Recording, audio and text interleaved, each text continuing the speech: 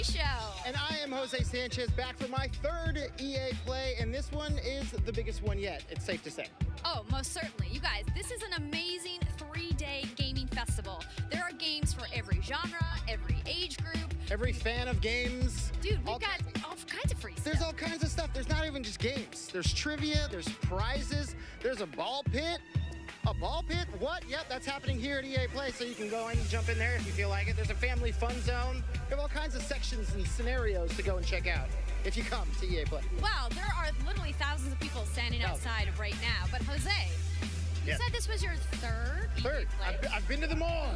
Back in my day, the first EA Play was held on the Old West, and there was games that people wheeled out in horse and carriage. No, I'm just kidding. That didn't happen at all. But no, as I said, it's safe to say that this is the biggest EA Play. There's so many games a lot of people are excited to hear about. There's not only just the games, as I mentioned, there's 100 hours of streaming going on from a lounge somewhere that I haven't been invited to. Jose, I gotta interrupt you. Do you hear this amazing echo that's happening since we're on that giant screen back there? I love the sound of my voice. That was it. Good. So I couldn't resist. Just the story you were telling about being in the Old West. It can be it's a captivating event, you know. But this is your first hosting EA Play. Welcome to the family. How do you feel hosting EA Play this year? You know, I feel great. I have seen so many amazing developers who are super excited to show off their games on stage in just a little bit.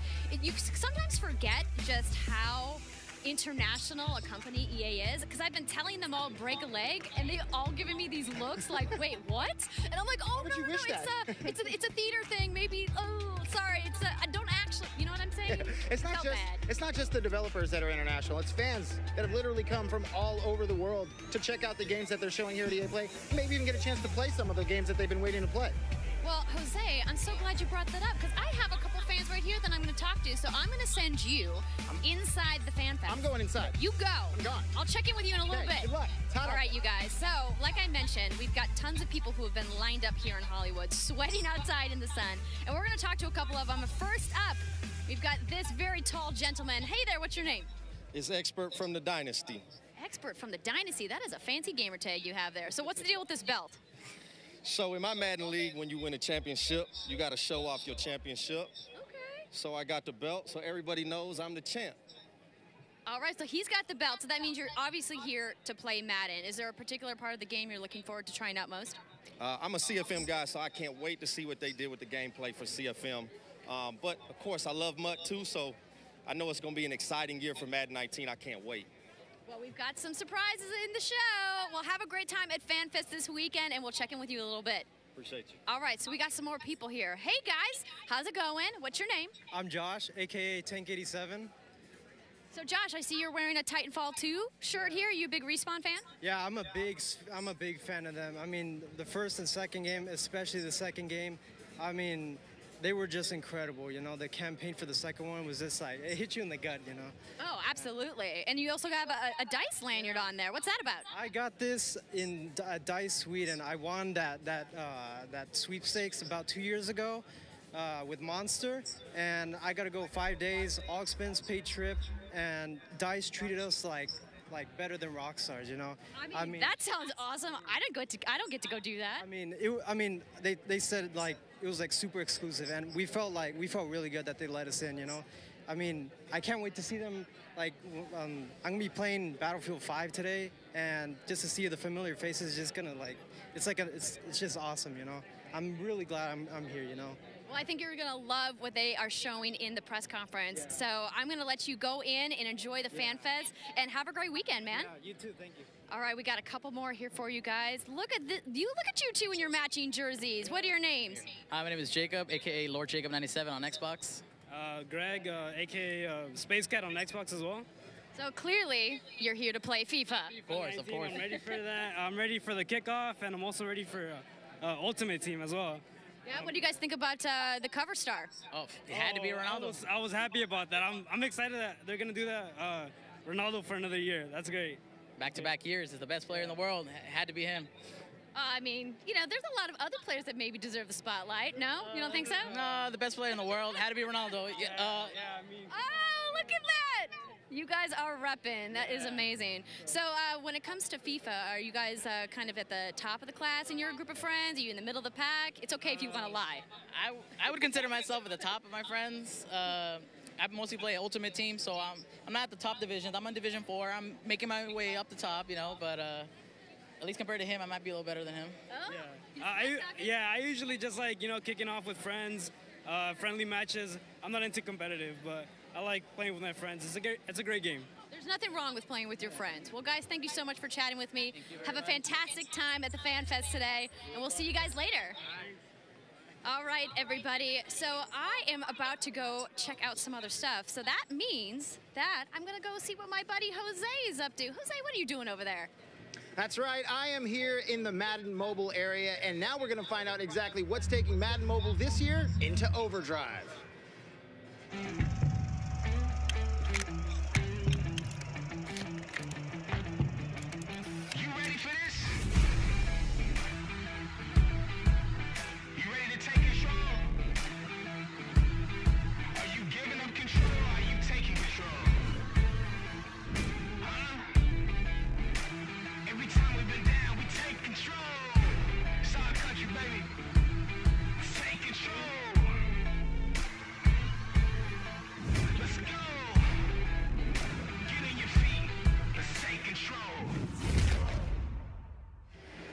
That's right. This year, Madden NFL Mobile becomes Madden NFL Overdrive. I am here with Mark and Joe, and they're going to tell me exactly what is going to take this mobile version into this Overdrive. What does Overdrive mean to Madden Mobile?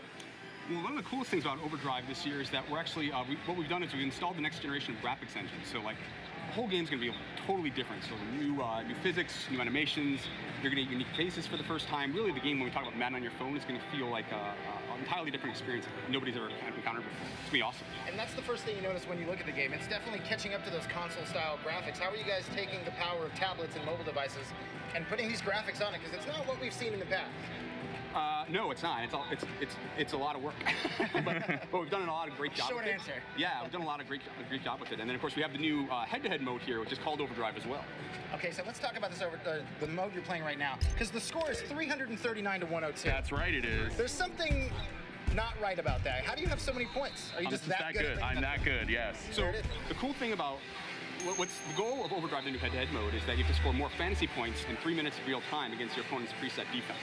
So you're getting points for every little thing that you do. Things like every rushing yard, every passing yard, you're getting points for, compared to just like traditional football things like touchdowns, field goals, extra points, stuff like that. So the score's accumulated fantasy point style. Yeah, so a lot of action, a lot of point swings, stuff like that. I was going to say, you have 427 points. How many touchdowns is that? It's a lot. It's a lot of touchdowns. It's a lot of touchdowns. So one of the things I noticed about is, let's talk about captains. You guys were telling me earlier that there's going to be captains. How do captains play a role in Madden NFL Overdrive? Yeah, that's right. So Overdrive, the head-to-head mode has like a unique strategy element to it as well, where because my captain is Russell Wilson, I'm rewarded. Sorry about that. First off, apologize. I'm rewarded for passing the ball more. Whereas Mark, and I just threw an interception. That's so bad. See, I told him. That's why I said sorry. I knew it was going to happen, Russell. Mark is over here as Alvin Kamara. Yes, I am. As his captain, and who just took it all the way down. Touchdown. That's so bad. That was 100.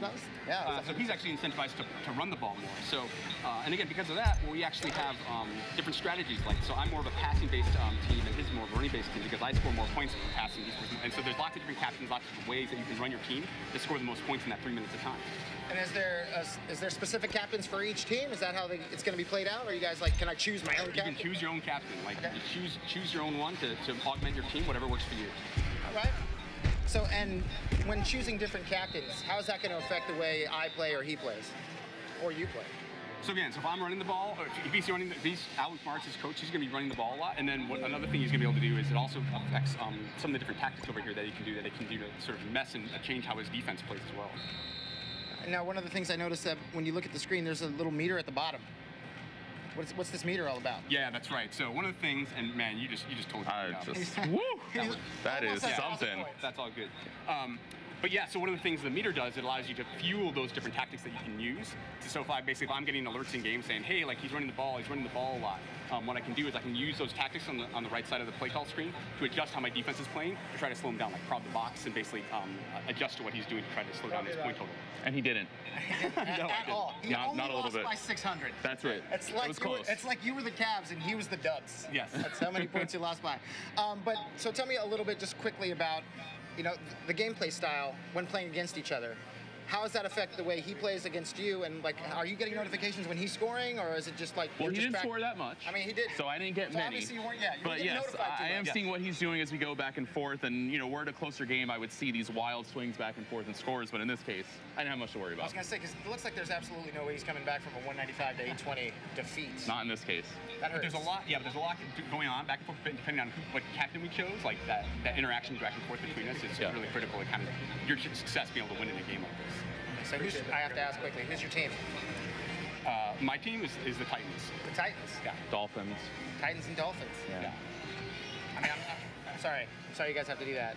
We all make mistakes. We do. This year, we all know it's going to be the Niners year. Praise Jimmy Jesus and all his name. But you guys, thank you so much for showing us Madden NFL Overdrive. And now we are going to find out what's happening from football to football as we hit the pitch and see what's going on in the world of FIFA. Hey guys, it's Spencer here from Spencer FC, coming to you from Amsterdam. We've just wrapped on the FIFA 18 Global Series playoffs, and we've successfully found the 32 best players in the world, all of which have qualified for the FIFA E-World Cup Grand Final. My friend Mike LaBelle, who's on the second most comfortable seat. No. Well, it's been an unbelievable season of competitive FIFA this year, and it's been a truly global competition as well, with more than 20 million players taking part from over 60 different countries. And Vieira's going to lead him, and he's actually using the lob cross. Like I said, it gives you a little more time. We've had some of the established pros continuing to mark their dominance, but we've also had some new faces arrive, and they've left a mark too. To be the best, you've got to beat the best. It's been a packed-out season with events from all over the world. We've had tournaments such as the FUT Cups in Barcelona and Manchester, the EA Champions Cup in Bangkok as well. We've seen leagues such as the MLS, Bundesliga and La Liga all form part of the Global Series. We've seen other events such as the Gfinity Elite Series and ESWC, but all roads led to Amsterdam, where we've just wrapped on the FIFA 18 Global Series playoff. And there we go, congratulations to Nicholas. So now we know the 32 players who will compete for the trophy, the massive cash prize and the title of the world's best FIFA player. It all kicks off on August 2nd to August 4th in London. You can catch all the action across EA Sports FIFA channels. So we'll see you at the grand final for the conclusion of this dramatic season of competitive FIFA. Go!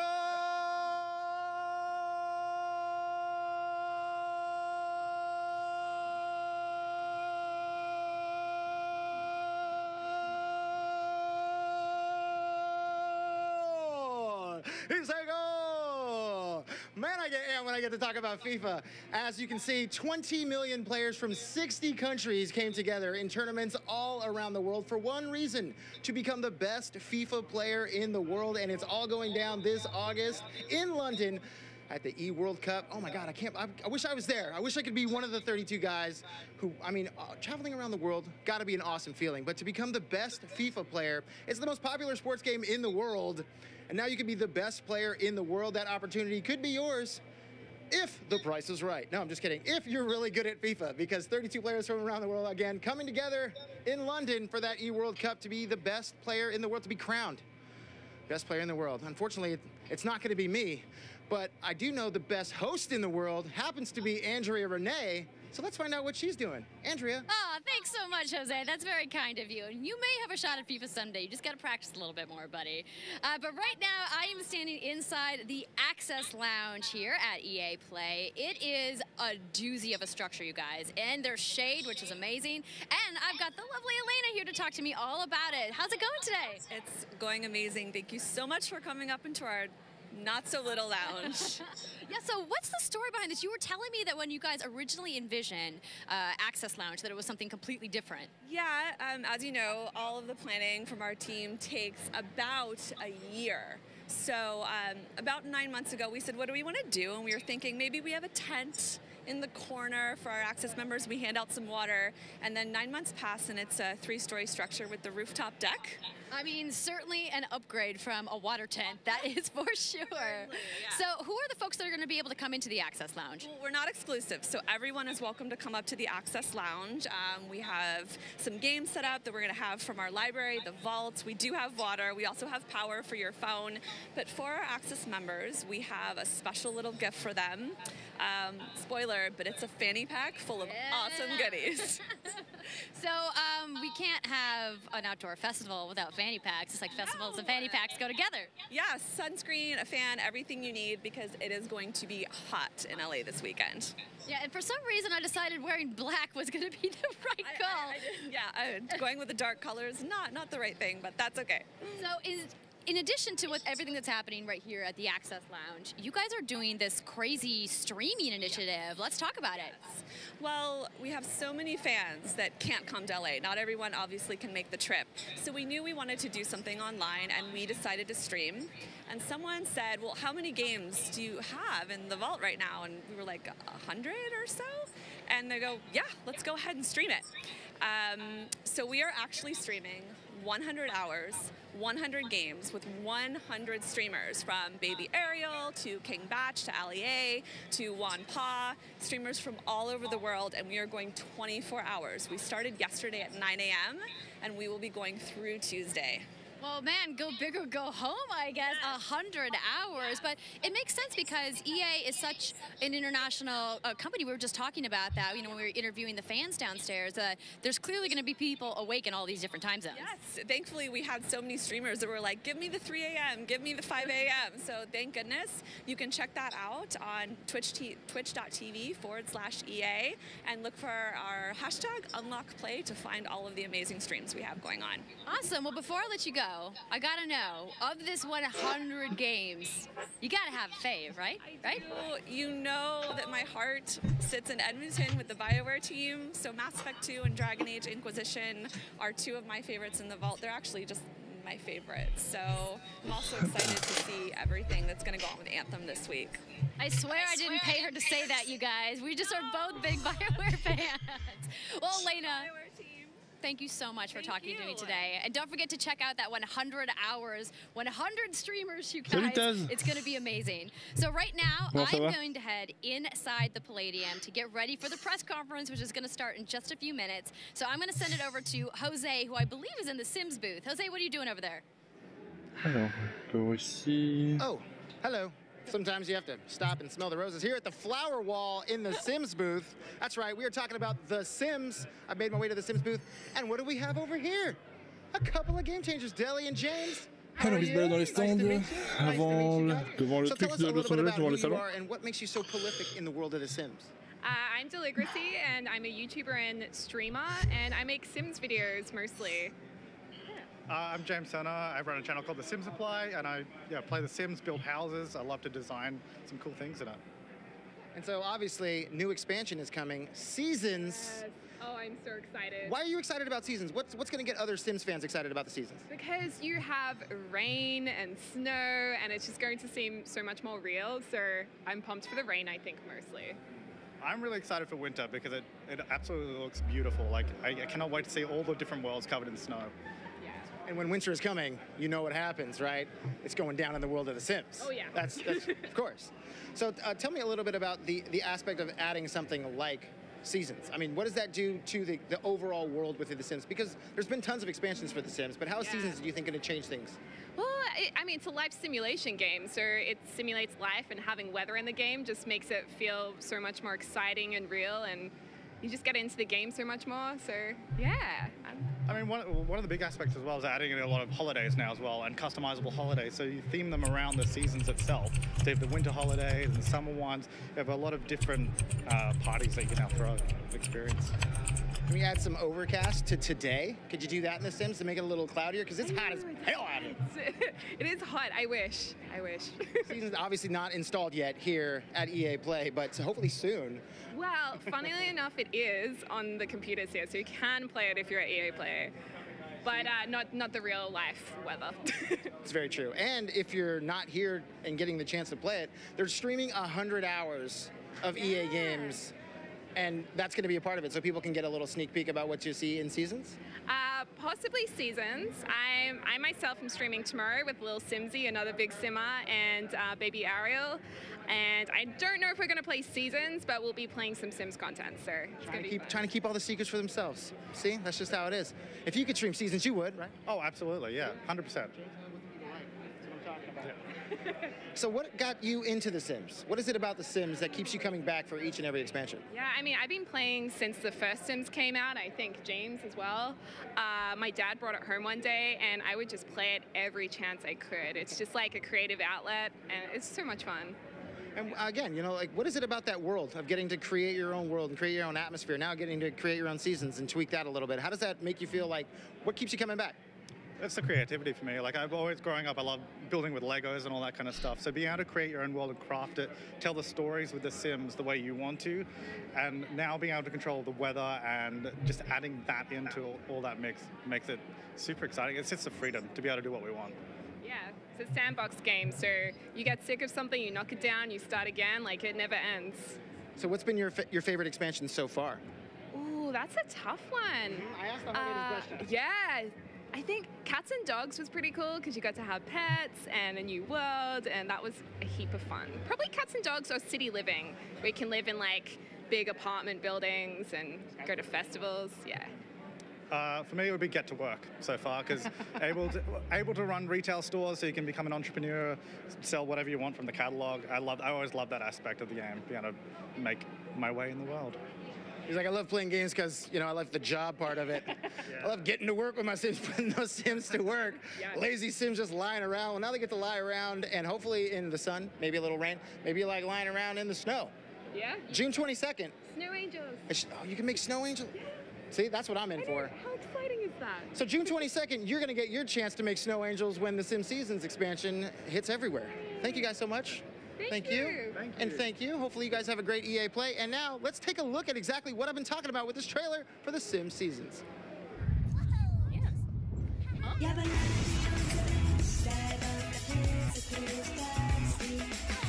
Un petit trailer de Sims.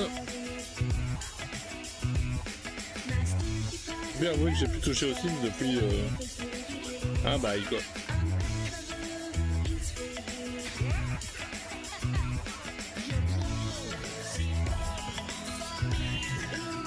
Préparez de pas prendre des notes par contre.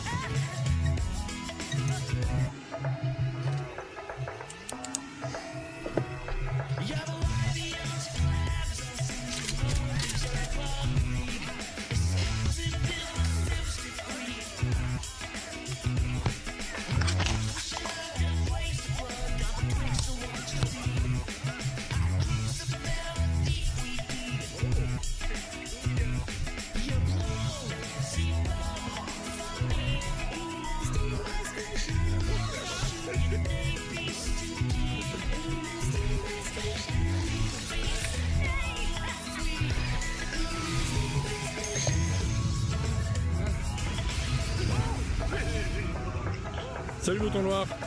Enfin, comme tu vois là c'est le trailer de la nouvelle extension de Sims 4. Mais la conférence n'a pas commencé là, c'est la présentation juste avant la conférence. Ça va, tu entends bien ma voix? Ça passe bien au-dessus du blabla? I'd like to learn more, so that's why I found Shannon here to explain a little bit about how I could get a job in the games industry. First off, Shannon, how are you going to help me get a job in this industry that I love so much? Absolutely. Gaming industry opens up such a variety of opportunities and careers within this industry, and that's what I love about it. It doesn't matter if you want to be a developer, if you want to be finance, analyst, we have all types of opportunities for you, and that's what we're here for. I'm a recruiting team, is to partner with you, help you identify what skill sets align with your passions and career. Okay, tant mieux. Now, is that a tough gig to be a recruiter for the video games industry? Because it seems like, I mean, lots of people love video games. I assume a lot of people want to work in the games industry. How do you find and pick perfect spots for people? I always tell people network with who you know in the industry and make sure you're engaging new people to learn from them as well. But for us, we actually just want to engage all talent. There's so many different types of skill sets and levels that we want to include into our industry. And that's what makes it diverse, and we can have such great experiences for everybody. And as a recruiter, how cool is it for you to get to come to something like EA Play and see all these people? Attends, il y avait le logo Star Wars sur un des fourgons. See all these people who are passionate about video games and you might even be hiring someday. Oh, it's so exciting. The vibe here is great. I love knowing that we're surrounded by such creative people and passionate people about the industry. And it's just great to see that come into our culture and see what environments get pushed through all the other different teams. Now, you can be a recruiter for tons of things. There's tons of jobs out there. What is it about the games industry that is the perfect place to be recruiting for? I mean, because as I said earlier, there's so many passionate people, but how different is it working within the games industry than it is in some of the other industries? Là, il parle du boulot en général pour bosser dans l'industrie, donc des opportunités. Mais là, avant, c'était un trailer des Sims 4. And what got you into this industry? I mean, again, tons of industries out there, but what is it about games that brought you into that world? I'm passionate about gaming. I love to game, and for me to be able to merge recruiting with gaming is a dream come true for me. So I encourage that to anybody. If you love gaming, get out there, go to EA Careers, check it out, see what we have for you to potentially just be involved with. Like I said, we have everything from recruiting, HR, finance, artists, designers, programmers. We love every type of skill set. So that's all we have to do is go to ea.com/careers? ea.com/careers. Check out our world, check out our locations across the globe. Shannon, thank you so much. I appreciate it. Have a great time. I'm going to have an awesome time. And that's just one job that you can get in the games industry, but perhaps playing video games is the job you want. That's right, playing the games. How about playing the games way before they even come out? EA has play testing available for you. That's right, you can be a gameplay tester. That means playing games months, sometimes years before they come out, and having the opportunity to help develop that game and make sure that it's the perfect game and the game you want it to be. Maybe you live in the United States, Canada, Sweden, Australia, London. EA has studios in all those locations that make it super easy for you to go to. So if you just go to ea.com/playtesting, you can find Comment ça va, Tez? Ça fait longtemps que je t'avais pas vu. Qu'est-ce que tu dis? It sounds so amazing. You don't live in those areas? There's something in there for you too. Why? Because you can possibly test games from the comfort of your own home. You don't even need to leave the bed. You could just be hanging out in your jams, testing video games, giving your feedback, and helping how these video games are made. So once again, ea.com/playtesting. Go there, find out all the information. You'll make a couple clicks here and there, and you too can be playtesting video games way before they come out and telling me what's coming out so I know all the secrets. Because who doesn't want to do that? I want to do that. So that's, again, playtesting. Go check it out. And now we're going to go ahead inside and see what Andrea's doing. I think she's busy. She looks a little too busy for me. But look at all those people in there sitting down, hanging out, getting ready for the show. EA Play is only a few minutes away. And that is what's happening inside the Palladium. But I want to learn a little bit more about the Palladium itself. And that's why I found my man Dylan right here. Dylan. How you doing? How you doing, brother? All right. Tell me about the Palladium. What is it about this venue that makes it so special and keeps EA coming back for each EA Play? So the Palladium opened in 1940. The opening night, Frank Sinatra was an opener on the bill. And since Not even the closer? Old Blue Eyes was the opener? Opening. So since then, about everyone's played here. Rolling Stones, Nirvana, Prince, Elton John, lately Jay-Z, Justin Timberlake. Dave Chappelle filmed a special here, so about everything in between. And then last year, EA came in for the first time, transformed the parking lot, the venue, blew it up even more this year. And so now we have this festival here with gaming, music. It's a great time. Awesome. And so what is it about EA Play that excites you the most? Donc là, en gros, ça parle de l'installation que Electronic Arts a installée à côté du salon de l'E3. L'E3 commence réellement que demain, en fait. Well, thank you so much, Dylan. I appreciate it. Thank you. That's a little bit about the Palladium. And now, let's head inside and check out the show. Fun zone. She told me to rap. I was rapping. We're still going. We're not rapping. T'as dit quelque chose, Zach? J'ai pas entendu. I was lied to. Welcome to the Family Fun Zone, my friends. This is where you can get all your real racing action on. It may be a mobile game, but say perhaps you'd like to play a game in a race chair with a steering wheel. There are 4 stations. Look at this guy. T'es en avance sur moi? Ça commence chez toi? Ça commence dans 15 secondes. Bah ouais, je sais, je suis devant.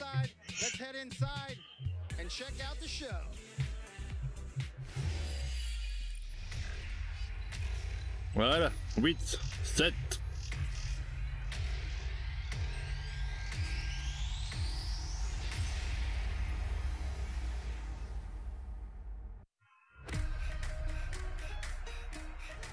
Évidemment, FIFA pour démarrer. Ah, vous avez planté.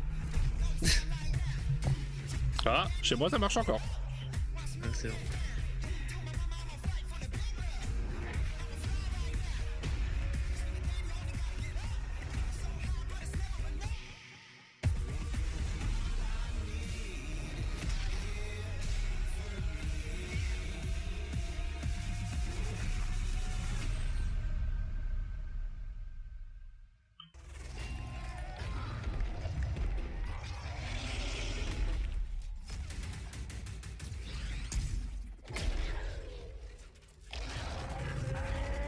Moi aussi on fait ça.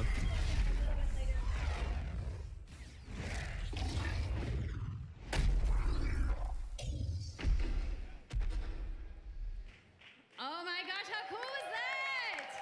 So that was Anthem. We're going to talk about that a little bit later in the show.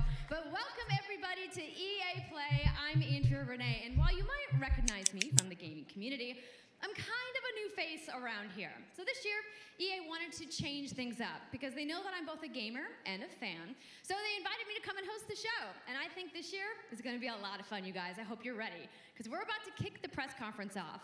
But before we do that, EA Play is more than just the show you're about to watch. Right behind these doors, there is a fan fest outside, and it is huge this year. It's a full 3-day gaming festival where thousands of gamers can come and play games for free. Now, inside the theater here, there are hundreds of community members from all over the world who are going to be capturing, streaming, and getting their first impressions of the games that we're going to be showing off here today. But before we can get to that, we've got some reveals, of course. We're going to kick things off with a look at Battlefield 5 multiplayer. Now, I know Trevor Noah gave you the first look. Yeah, we can clap it up. Last month, but we've got some new stuff to show you today. Then we're going to move on to FIFA 19, and boy, do they have some big news, you guys. Any World Cup fans? You guys excited? Yeah, it's going to be awesome. Then we've got 2 new indie games to share, and then I'm going to come back towards the end of the show with some of my favorite developers to give you guys a nice, meaty look at Anthem. Et le gars il se dit putain, je passe en mode vision. Yeah, we got the woos for Anthem. I'm into it. You want to do this with me? Oh, on sort de Battlefield. Ouais. Peut-être Battlefield, ouais, puis FIFA, on verra bien. Quoi, il y a des femmes, c'est scandaleux. Oh, Ouais, mais attends, les couleurs sont pas réalistes. Hein. À l'époque, ils voyaient pas comme ça les couleurs.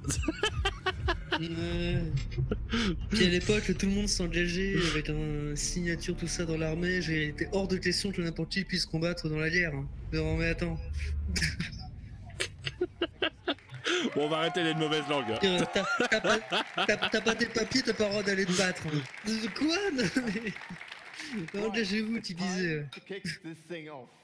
It's been 2 weeks since the reveal of Battlefield 5. And you know what? It's been exciting. There's been a lot of speculation and so many brilliant remixes of a reveal trailer. But there's also been lots and lots of questions from the community. And we've heard you want to see more gameplay innovations. You want to know how customization actually works. And you want to know more about our take on the Second World War. So today, we'll show you more gameplay and why this is the deepest, ouais, ça a de la gueule, ouais, c'est clair. It certainly is. Par contre, mon stream lag, je sais pas si c'est pareil pour toi. Ouais, non, aucun problème chez moi. Where previously defenses were stationary, you will now be able to move these weapons around on the battlefield and gain advantages. And our renowned destruction system is back and more impactful than ever. So, well, you can't really hide from those pesky tanks anymore as they come chasing it for you, as they rip through those buildings. And you will now be able to customize your soldiers, your vehicles and your weapons. Not only Je crois que j'ai un peu de décalage, par contre, si j'ai fait rafraîchir la page, ça m'a remis la même scène. Donc, je dois avoir quelques secondes de décalage. That's just the tip of the iceberg in Battlefield 5. You're going to see a lot more of our new gameplay systems here at EA Play from our community. So let's talk about our single player in War Stories. Yes, let's do that. So we want to tell you about those untold stories that got us excited to start with on this game. It's about, what you will see is really those moments of human heroism. It is about witnessing the war through the eyes of the men and the women who shaped the world forever. Real and relatable people facing the brutality of war. We started off by an exclusive look at the Nordlys war story. Bah, ils ont pris cher hein, avec leur Season Pass et leur lootbox tout le bordel chez EA. Ils sont quand même intérêt à faire quelque chose de bien pour leur communauté. Maintenant, moi ça m'a jamais vraiment dérangé. J'achète pas les Season Pass et j'achète pas les extensions. Donc, No loot boxes, no premium pass. Ouais. Pas de premium pass, pas de lootbox. Pas mal. Every day will bring something new. Pas de premium pass, pas de lootbox. After launch, you'll get something I know a lot of you have been asking for. It's Royale.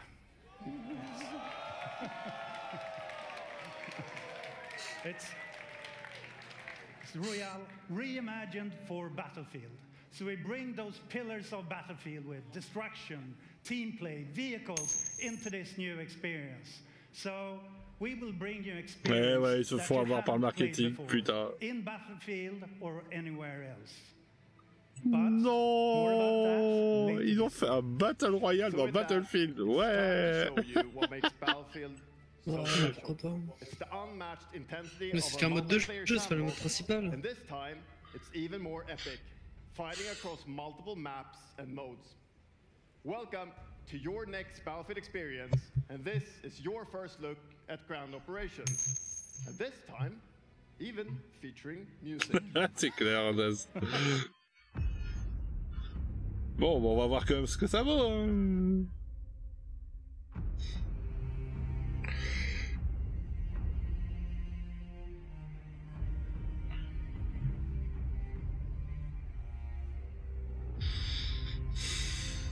C'est le Frostbite après. Ouais.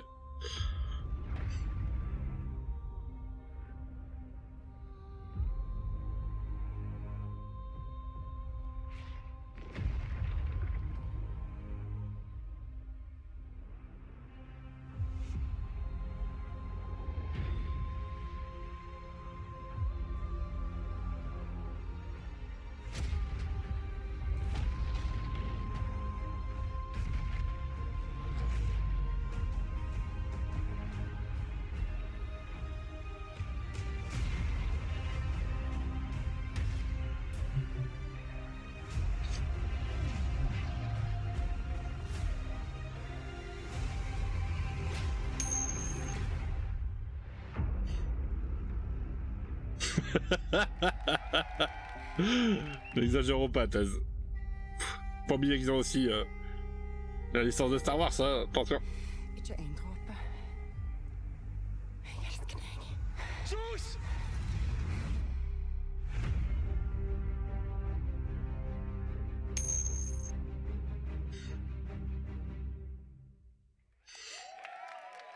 Ouais.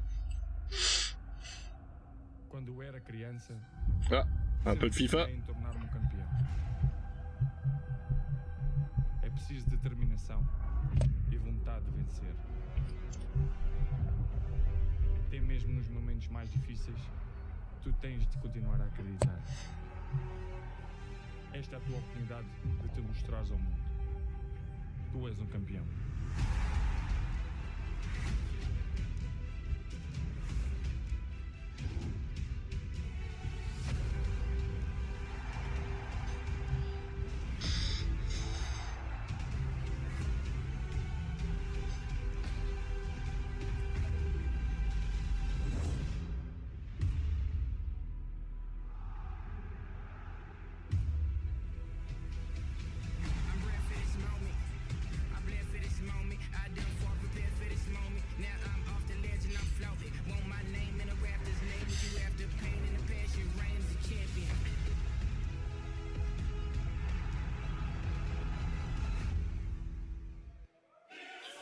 Ah, ça me fait penser.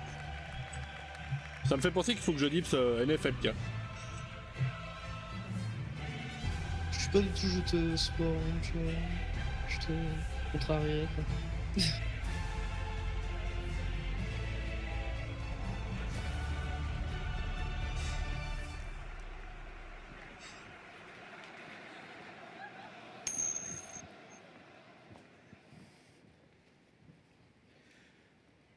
That's the UEFA Champions League. Bah ouais, moi je suis pas convaincu du tout, Mouton Noir, mais alors là vraiment pas. Pour moi c'est pas du tout là-dessus qu'ils doivent jouer, il y en a déjà tellement de 1. Et puis Battle Royale, il y a une signature, c'est des combats à 40 contre 40, c'était avec des prises de points, etc. C'est pas un Battle Royale. Maintenant c'est peut-être qu'un mode parmi leurs multi, hein, donc... And I really love the trailer because it captures our epic vision for how the Champions League comes to life. Moi franchement je suis pas du tout convaincu. Maintenant j'espère que ce n'est qu'un seul mode et que c'est pas tout leur multijoueur qui va aller là-dessus parce que je serais très déçu. The UEFA Champions League is an amazing addition for the game. It's where football's biggest heroes like Ronaldo and Neymar clash every year. And it's the place where champions ouais, du free for all avant, ouais, bah ouais, c'est pareil. Ça n'a rien de nouveau, hein, ça c'est clair, ça n'a absolument rien de nouveau. That's why we're bringing the Champions League across the game. There'll be an authentic Champions League tournament mode. Your club will chase this trophy in career mode. Alex Hunter will pursue Champions League glory in your story mode, The Journey, and in FIFA Ultimate Team, there'll be live and authentic Champions League content. And we'll share more details on that along with all our other Ultimate Team features later this summer. And all that's just the beginning. As you know, the heart and soul of FIFA is gameplay. And this year, we're giving you the tools to control the pitch in every moment, from your tactical approach to the match to each technical touch. And we know how passionate you are about gameplay, so we've worked hard to shape and refine our vision for FIFA 19 with input from our community. From hands-on tests with beginners to detailed feedback sessions with FIFA pros. And we're going to be sharing a lot more about gameplay throughout the summer, but what I can tell you right now is that the quality bar in gameplay was raised yet again this year. So we look forward to everybody experiencing the c'est sûr qu'ils n'allaient pas revenir en arrière. Hein. And also, of course, we're extremely excited for everybody to play it when we launch on September 28th. And that's our FIFA 19 news, headlined by the UEFA Champions League. But I just wanted to take a minute to pause and reflect. Standing next to this trophy is a little bit surreal. You know, growing up, there's two iconic trophies that every young player dreams of winning. And for your club, it's this one, the pursuit of Champions League glory. But for your country, it's this trophy. The World Cup. And with the tournament starting in just 5 days, we're excited for the world to compete for it in FIFA 18. As you can imagine, all of us on the FIFA team can't wait for the start of the World Cup. And we want to celebrate with FIFA 18 players, which is why we've just updated the game with a free World Cup experience on PlayStation 4, Xbox One, PS, PC, and Nintendo Switch. But you can take Ronaldo and Portugal to their first World Cup victory. Or on va voir la même chose sur le football américain après. Nations who didn't qualify this year. Ouais, mais ça moi je dis sur le foot américain. Ah ouais. Bah ouais, j'y ai joué pendant 3 ans. Donc j'adore. Okay. And you can feel their excitement.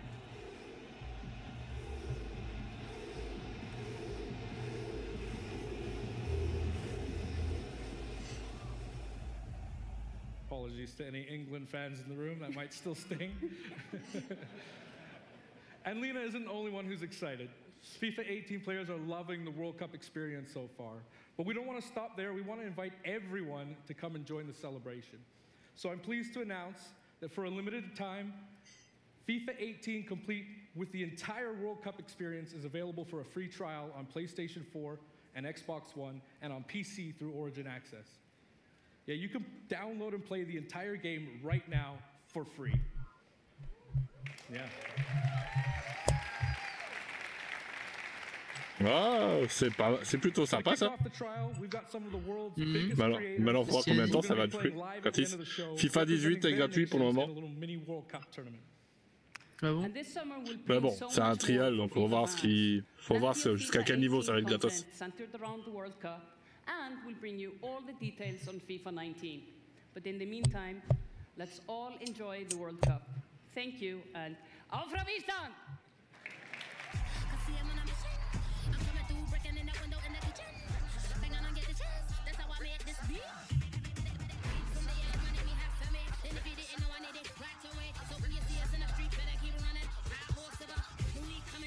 It is the big day on the biggest stage at the World Cup.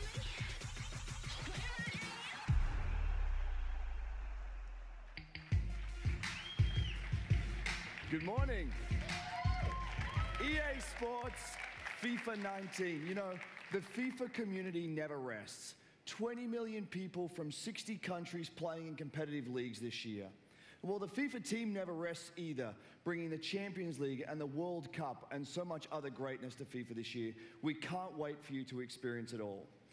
We've got so much to do here today, but I want to welcome you to EA Play. It's our third EA Play and our second one in Hollywood, and we couldn't be more excited to have you with us to share all the games that we have to show you.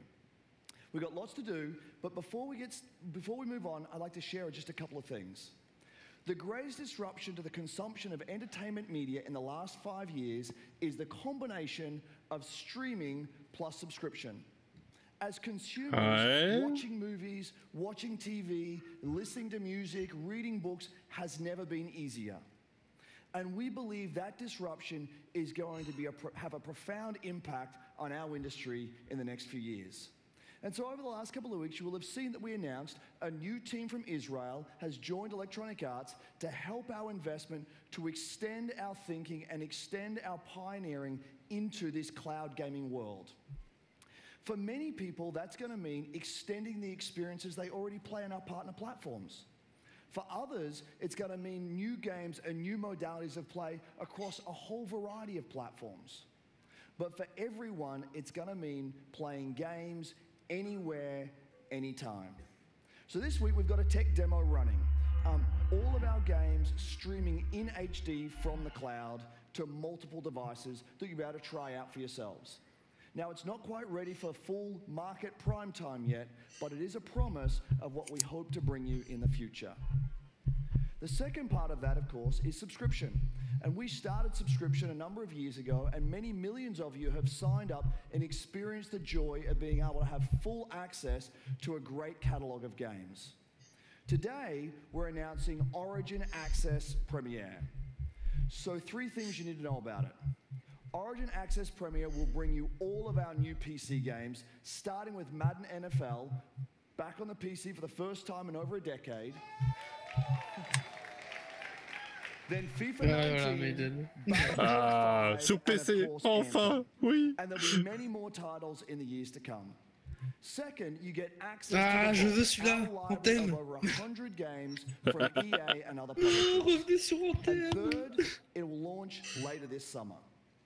So that's a little later in the year, but if you want to get started right now and experience the benefits and joys of subscription, come in and play a free trial of Origin Access, our base subscription, this weekend. Thank you and have a great show. Origin Access marche pas mal, hein. J'ai un ami qui a ça et c'est plutôt pratique.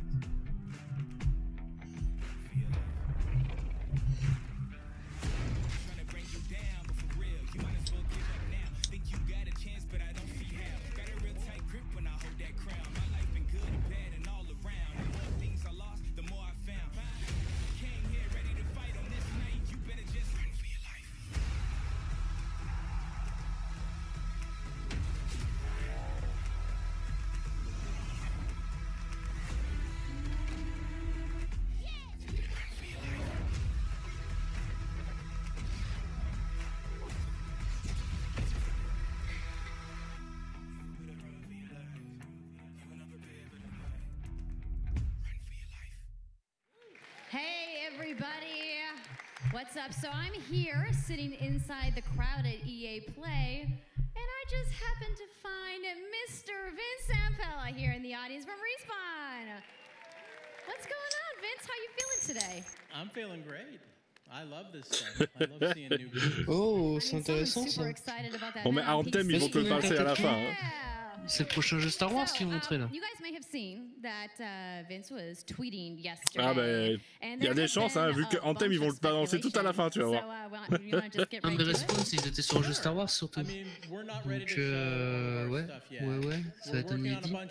It's amazing, the teams are kicking ass, but we wanted to bring a little tidbit, so we've been working with Lucas on getting the name and kind of the setting for what our Star Wars game is going to be, and we're going to talk about it right now.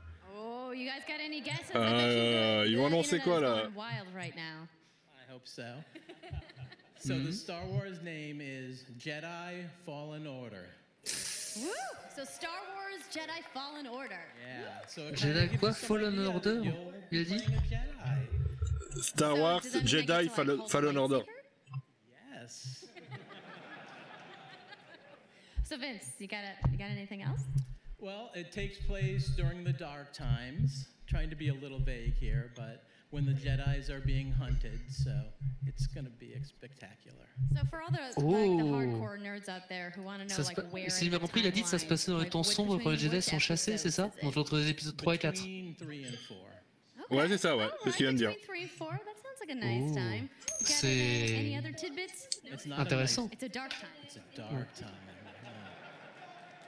Bad time. Does that mean it's going to just be all dark and serious? It's amazing. All right, so I think people are now anxiously want to know, like, when can we play the game? It will be holiday of next year, 2019, not this year. Sorry to dash any hopes. But now that we know set expectations, we're all going to be amped up, and hopefully we'll hear more from you maybe next year. Oh yeah. Well, Vince, it was great to see you. Thanks for stopping by the show today. Le mec, il est We do génial. have a little bit more news on Star Wars, so I'm going to toss it over to Dennis. On va avoir une vidéo au moins. Bah, du Battlefront. Bah. Attends, on n'a pas de vidéo? Non. Juste Attends, on n'a pas de vidéo du jeu? Ah, ce sont des trolls. What?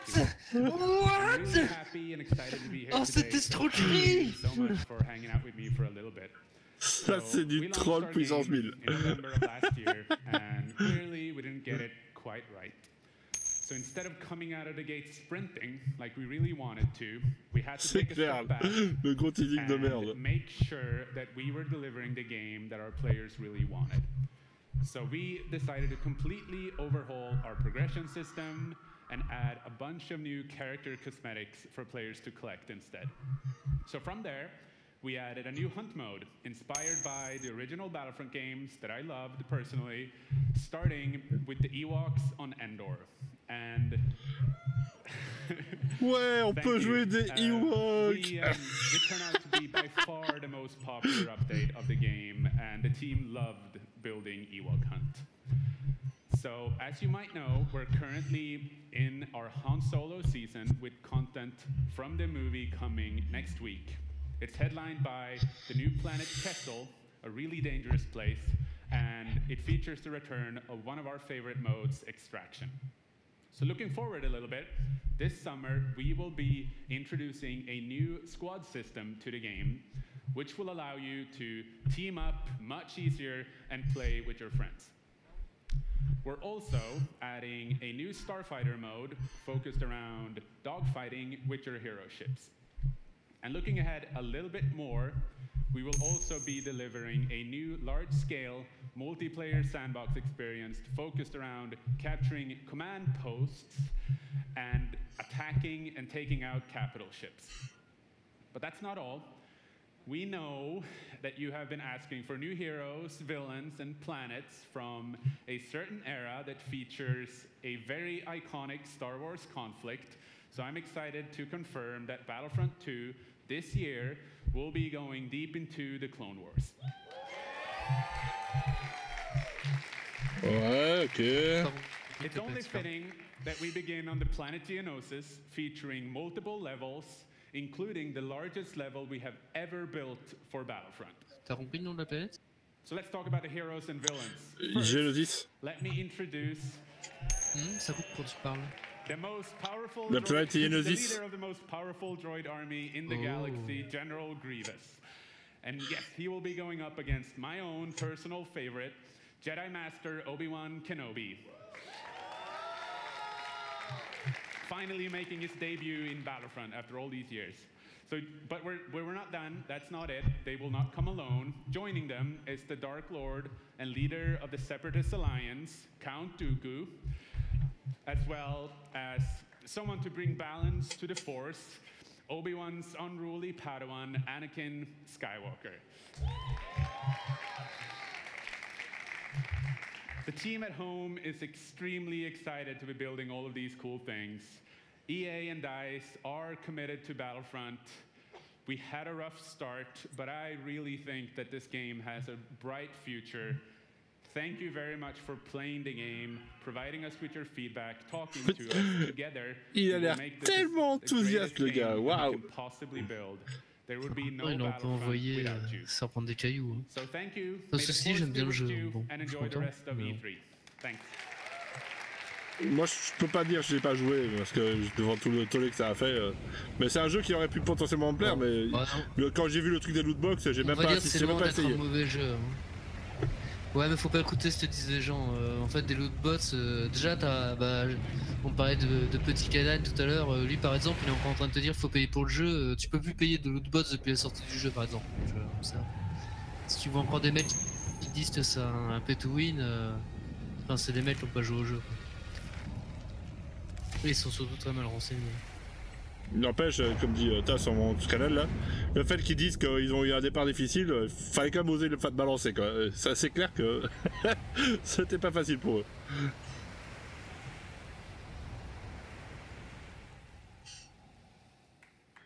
Il faut une suite à Unravel?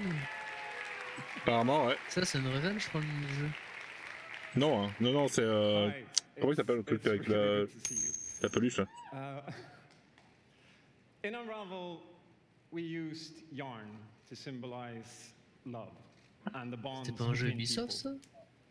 Non, yeah. We tear that bond up right at the start. You lose everything, including your Ouais, c'est une Unravel, ouais. But when things are at their darkest, you find hope. And you form pour jouer deux joueurs.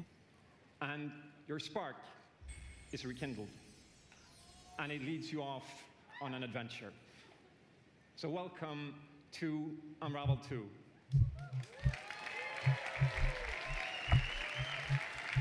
Bon, c'est cool qu'ils financent un deuxième. J'ai pas joué au premier, ça a l'air sympa, faut que je le fasse d'ailleurs. Fresh starts and second chances. These two little souls who refuse to give up and who build something new. Non, salut Sceptique, bienvenue sur le Twitch. And the whole game is inspired by that spirit of Bah, Unravel, le premier était déjà bien joli. You see, it's all made to be played with two characters. You can play it alone, or you can play it in co-op with a friend, but there's always two characters there, sharing one yarn and working together to get through this adventure. This game, it's quite different from the first. It's both friendlier and more challenging. Ouais, c'est pas mal l'interaction avec la possibilité d'avoir deux joueurs en même temps. Ça va changer pas mal de gameplay ça. So please welcome Michael to the stage. So a producer at Coldwood. And we're going to try to show you a little bit of what I'm talking about how you can play the game in co-op with yourself, essentially.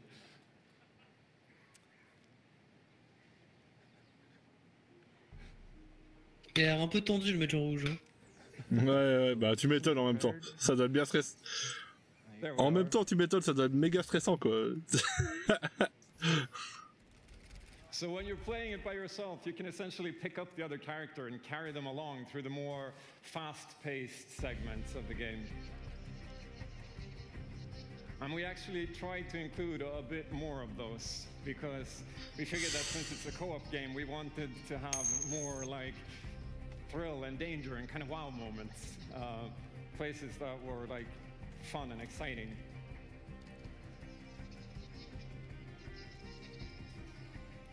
And then when you get to the more puzzly areas like this, when you're problem solving, you can split apart into two and switch back and forth between the two characters, because that's how we've essentially designed all the problems and puzzles of the game, that you're always working together and helping each other out and utilizing this bond between you to overcome any obstacle that you come across. Ça, il est super beau le jeu. So I guess I'll jump in at this. Yeah, come join me. So I'm gonna be the red one. Okay. You'll be the blue one. I'll be blue. A little celebratory flip there.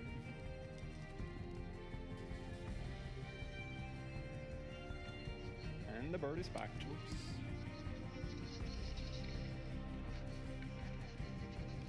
Okay, playing it safely now. Oops. I'll swing. All right. And I'll catch you. There you go. Can I swing now? Okay, you go ahead. Il est vachement beau le jeu, hein, la vache. Ouais, puis ça a l'air beaucoup plus dur que je pourrais le croire. Got it? Oh, very nice. Faster. Oh, sweet, well done. Okay, I'll go up and distract the grouse. You can. I'll sneak up here.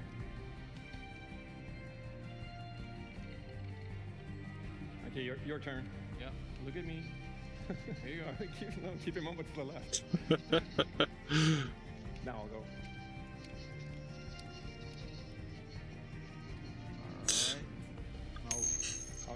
Il devient dingue, Piaf.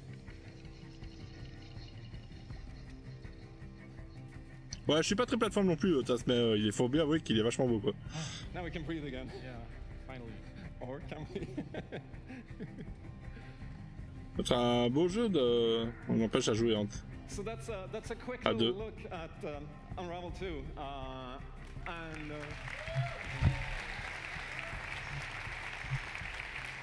yeah, I really hope you like it. And before I go, I just want to send. Ah ouais, c'est clair, mais bon, les couleurs. Moi non plus, c'est pas mon genre de jeu, hein.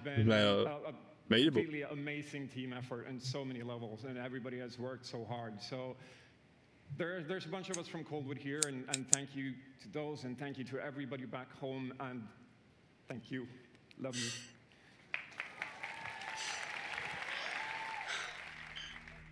Tu crois qu'il vient de dire merci à son patron pour faire genre?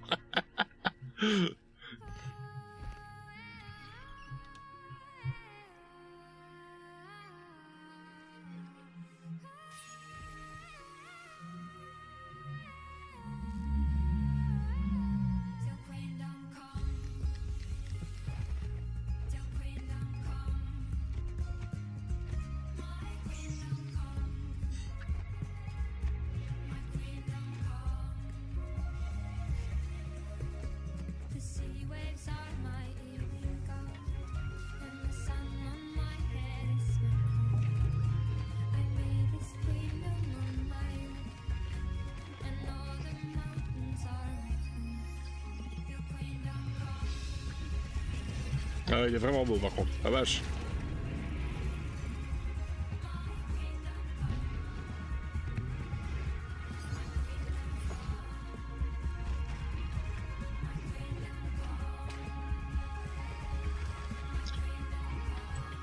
En fait, ils t'ont montré le niveau le plus pourri parce que les autres ils sont encore plus beaux, quoi. Ouais, ça c'est joli. Thank you, Martin, and the brilliant team at Coldwood. The game is really strong. These guys have done an amazing job, and it's clear that they have a lot of passion, and I can't personally wait to play Unravel 2 with my kids. But what's even more amazing is that we will make Unravel 2 available to everyone today. Yep, you heard that right. You'll be able to take these two Yarnies on their next big adventure starting today. The game is finished, it's out. Quoi? Putain, ils sont malades. le jeu est dispo aujourd'hui. Sérieux? Ouais, il est sérieux, ouais. Merci pour le... Merci pour le follow, Sceptique. It's been our way of helping these creators bring their unique games to the world and to tell their stories. And last year, if you remember, Joseph Fares was up here on stage representing his team at Hazelight and The Way Out. And I think we all kind of remember that. And you might even remember him from the Game Awards as well. I think I did. Anyhow, in March, that game caught fire. It was in its innovative, and it's something fresh and new, and you all loved it. We saw over 2 million players in the first 2 weeks. And A Way Out is such a huge success that Joseph and his team are expanding and moving into a new studio. So stories like this drive our industry, and it's why we will continue to work with independent developers to help them realize their dreams. Which leads us to our next EA Originals title, from a little game studio in Berlin called JeuxOnline Games. When I met this team and I saw the game, I was instantly drawn to a personal. C'est plutôt un beau geste de la part de Electronic Arts d'avoir fait une conférence, enfin d'avoir fait un petit passage à l'E3 pour un jeu dispo tout de suite, enfin pour un petit jeu. Ouais, c'est clair, sympa. Please welcome Connie Gepper to the stage from JeuxOnline Games to tell you more about Sea of Solitude. C'est quoi ça? Sea of Solitude. Thank you, Patrick. I still remember during the pitch how enthusiastic Patrick was, and that afterwards, like our whole team, including me, were super excited. It actually feels a little bit the same right now. I'm pretty excited, maybe a little too excited. Un peu très nerveuse aussi.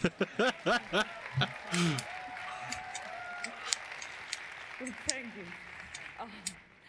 We are Yomai, a small indie game studio. Il nous explique qu'il s'en parle du monde entier pour notre bien. We are developing Sea of Solitude, or SOS as we call it.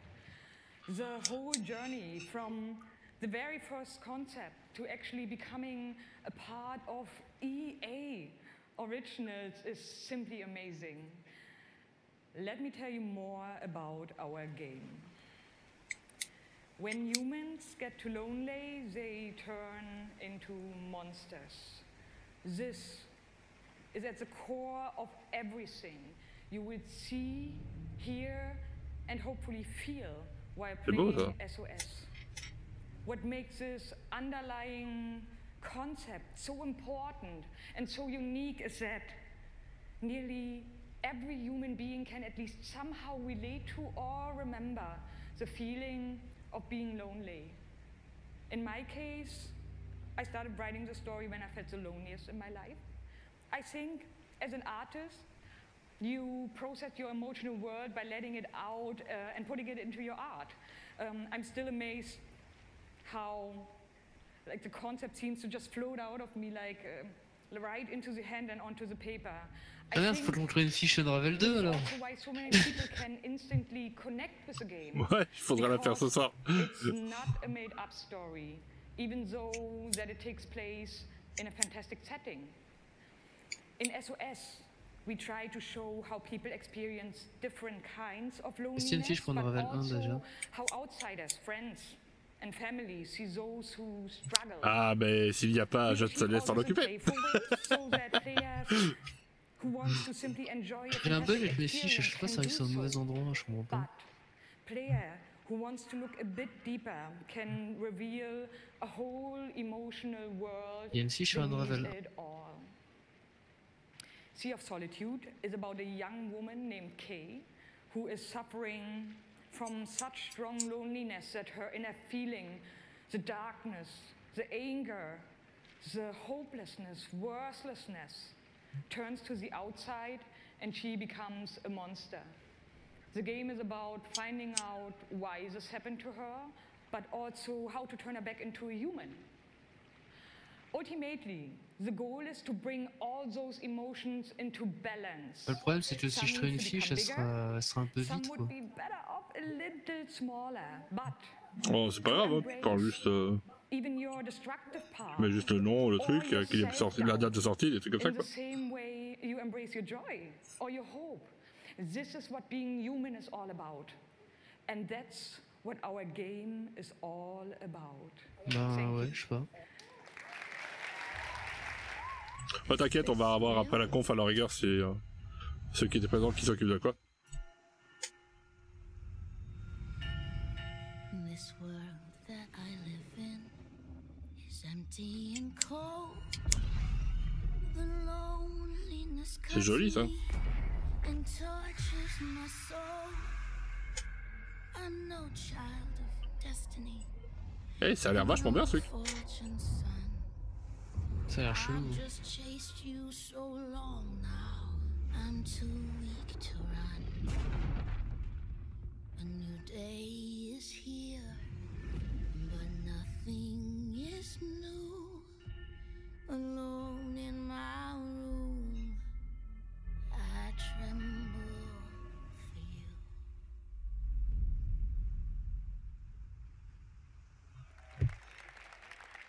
for you. Ça a l'air pas mal. Moi j'aime bien.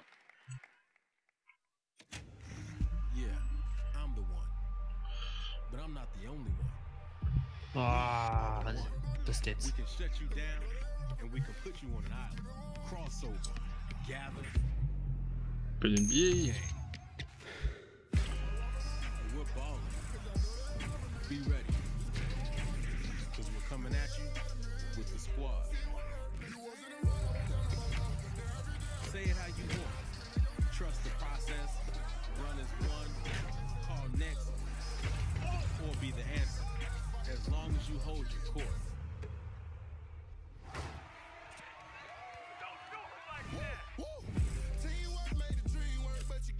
Just remember though, wherever you call home, whenever you're fit, or however you ball, you are my court.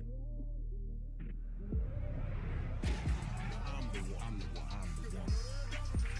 And this is my squad.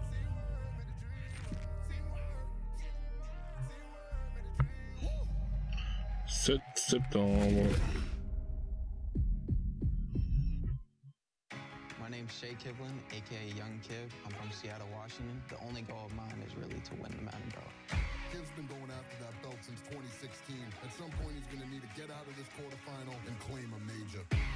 It's a big night for young Kiv. He's been stuck at the quarterfinals. And here he is now in his first championship game, looking to accomplish a goal.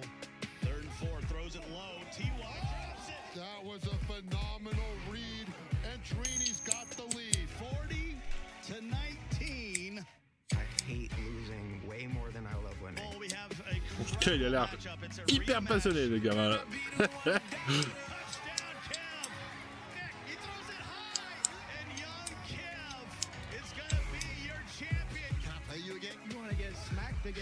Et le touchdown c'est avant qui tire des deux. Ok.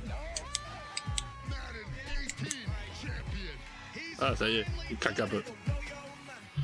Madden je reste en dip par contre.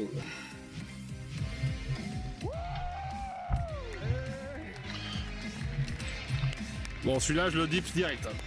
Okay, baby, how you doing? I've been good. You still recovering from that butt whooping? Wow, already starting. Okay. Hi, everybody. I'm Juju Smith-Schuster from the Pittsburgh Steelers. As you guys can see, king of touchdown celebrations. That's pretty fire. I like that a lot. As you guys know, this is Young Kiv, Madden 18, Madden champion. Like, give it up for Young Kiv, y'all. Give it up.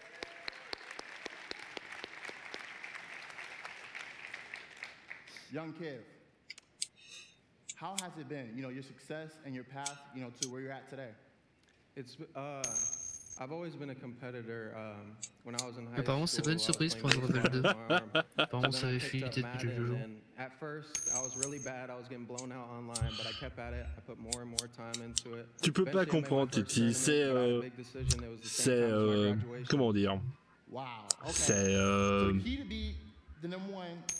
de l'art contemporain.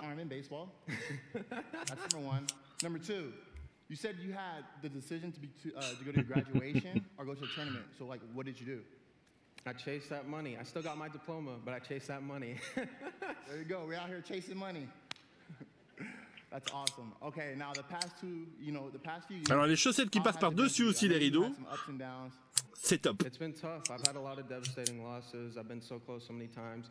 I made the final on TV. Et l'autre côté, t'as le grunge.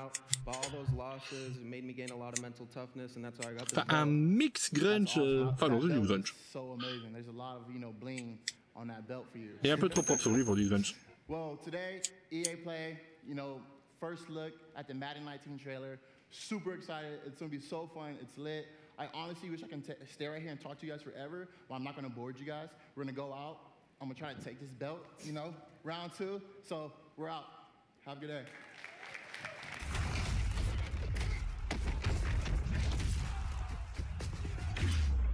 You've worked your whole life to get to moments like these. To the very top of the mountain. You battle through the pain and failure, all just to get to this place where you've been told legends are born. You fall so you can rise, and you rise so that you can truly see that it was really never about reaching the end of the road at all, but about all the moments that got you here.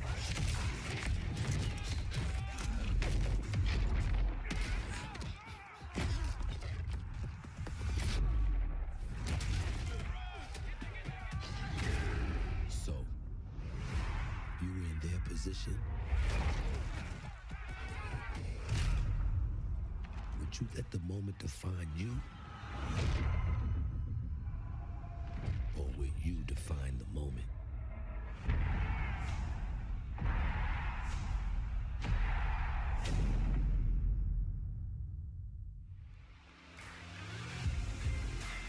En plus, il est sur PC ce coup-ci. Là, je le loupe là, quoi.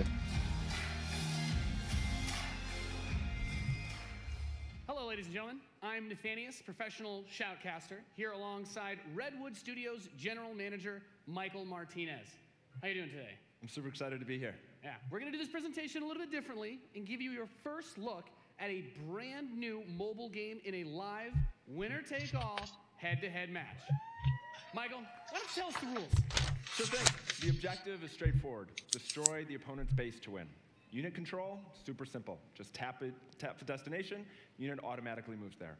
The most efficient way to destroy the opponent's base is with this giant nuclear missile in the center of the map. Control the missile by standing on a majority of the control points. A bar fills up while the missile is possessed. Whoever controls the missile when the bar fills up will fire the missile. Takes 2 missiles to destroy the enemy's base and win. That's it. Sounds great, Michael. Well, enough talking about it. Let's get to this match. Absolutely.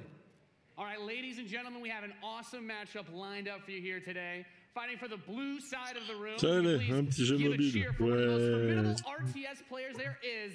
Make some noise for In Control. Non mais les gars, c'est pas du RTS ça. Oh.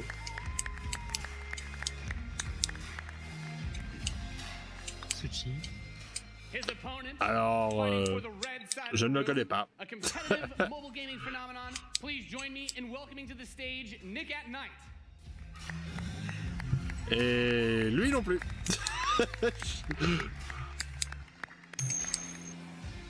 Now, Mike, it's going to be a real clash of these gaming styles and the competitive backgrounds that these players have. It should be a great match. It really is. I can't wait. All right. Il est sorti Ancestors, Titi. Il est déjà sorti. Ready to go.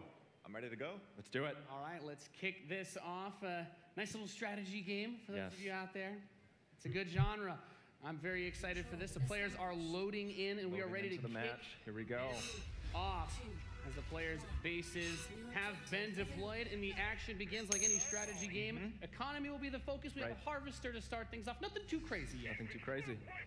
Now the infantry is going to come out to hold that top point. Both players, of course, c'est un jeu smartphone. that position. Nick and Knight being able to reach it a ouais, c'est un jeu mobile. Strategy game, that flank position, that In Control is going from the top side, also very important as Nick and Knight's forces have to circle around the center. Right. Let's see if he's able to create a 2-on-1. Is he able to get there? Looks like he's getting there. Here comes GDI with a Rhino. It's going to rip up those infantry. Yeah, going for the anti-infantry, and like any strategy game, the units that you're going to use when you deploy them will have a huge impact. Your micromanagement of your forces and protecting that economy as well. Yep. Nick and Knight with some attack bikes in the top. There he is. And In Control placing the turret on the top right side to help cover that Rhino as attack bikes move towards the northwest position. We can see that the missile is beginning to ready and firing that. That takes out half your base. The most important objective on the map is to hold those control zones. Right, and In Control making a lot of progress to that far right side of the match. Yeah, he's done a great job of holding that down with the turret, and now he's redeploying his vehicles to the south side, bringing out more infantry to deal with the attack bikes. And as that economy ramps up, of course, we're seeing bigger, more powerful units come out. We have there the drill pod coming in the left side to help flank Putting those some flamethrowers. Right, absolutely. Again, those are going to tear through those infantry. Yeah, and In Control brings out his first tank. That's going to be used to try and help push back these smaller forces as he makes his way to the south side. That missile passing halfway now. Both two zones in control of Nick at Night. He will have the missiles. We see it starts to point towards. Ça doit être sympa si on comprenait ce qui se passe, mais bon. Il faut contrôler les points en bas. Enfin, tu vois, le missile il décolle là et une fois que la barre est arrivée au bout, il va péter la base vers laquelle le missile est orienté. Donc c'est un peu un truc de contrôler les points pour faire influencer le bazar et en même temps ouais, enfin, c'est assez basique quoi, mais bon. Wow. And Nick at Night, one shot away from being knocked out here as the next one will start to ready up in just a moment's time. In Control's very heady artillery force is doing a great job at taking control of the map. Yep. And we can see as more of Nick and Knight's forces move up towards that north position. Ce que je ne pas, c'est pourquoi il essaie de prendre le point en haut. Le point du haut? Ouais. Bah, je pense qu'il en faut 2 sur 3 en fait. Ah ouais, peut-être, ouais. Nick and Knight is trying to get in there, but there's a great turret placement from In Control. Là, tu vois, il avance pas à jeu. Ouais, ouais, t'as raison, ouais. Yeah, bring in the flank. Of course, those flame guys do amazing damage to the infantry, help to clean that out. Meanwhile, 2 more tanks coming Bon, il est mal barré là, le rouge. to try and secure those positions. He brings out the laser infantry on the south side as well to deal with that tank. Going for counters, trying to scout out and see what your opponent is doing and make the proper response is so important in strategy. Absolutely. Nick and Knight cruising around, thinking about harassing those harvesters, coming around the far side for those rhinos. Looks like he's really pressing it. And we see that missile is starting to get close to firing with 3 zones in control for Nick and Knight, looking to set things back the other way. In Control trying to rally his forces around. He doesn't want to engage with just 1 or 2 units. He wants to move Bon, bah, j'ai rien dit, le bleu est mal là. And we're seeing the first mech unit from In Control. This is the Wolverine. Gonna rip, and this is watch out for this missile. And Nick and Knight's gonna fire that one off and settle for next missile is gonna end it. Next missile wins. Let's see what happens. We'll have control. The Wolverines, as you pointed out, for In Control coming out to try and deal with these forces. But Nick at Knight's done a great job of getting map presence and now also harassing the economy of In Control. Yep, wow. Okay, we've got our first mammoth tank on the board. Bon, ça peut être marrant pour jouer dans le métro, quoi. He's gonna do some serious damage. That missile just passed halfway ready. He's also bringing out his first air unit to deal with those. A lot going on here. It's got a lot of range, that big boy, and In Control just needs to hold this missile is nearly going to fire. It can be stolen at any point. Where is it going to go? Is he going to be able to get it off? He's got it, Max. There it is! He's going to take it. Defeating Nick at Night here. Dude, that was epic. Amazing. What a match. Thank you so much. That was awesome. Any thoughts, guys? I just came to make mammoth tanks, so I've done my job. Yeah, absolutely. That was awesome. We saw a little bit of everything right there. Perfect. Yeah. Let's hear it for Nathanius, Nick at Night, and In Control. Ladies and gentlemen, what you just saw was the worldwide reveal of Command & Conquer Rivals.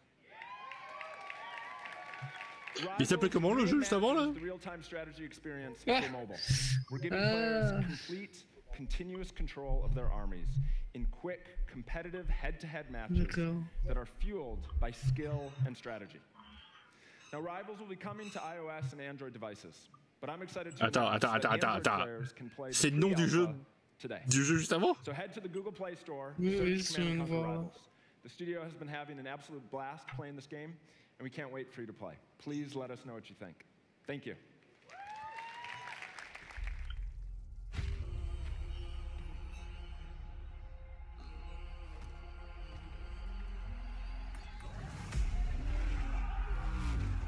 Mais qu'est-ce qu'ils ont fait de la licence Command & Conquer, quoi? Non.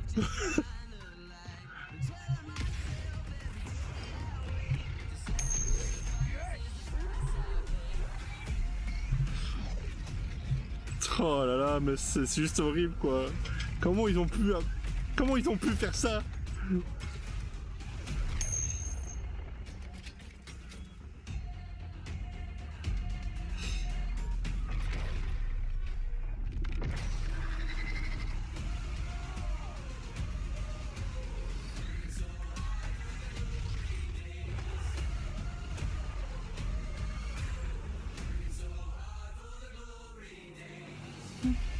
Non, Kane, ne viens pas montrer ta tête là-dedans, c'est honteux. Command and conquer for a new generation.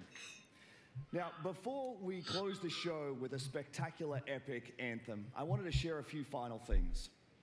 I am blessed to be able to work with some of the most creative people on the planet who come to work every day to create amazing entertainment.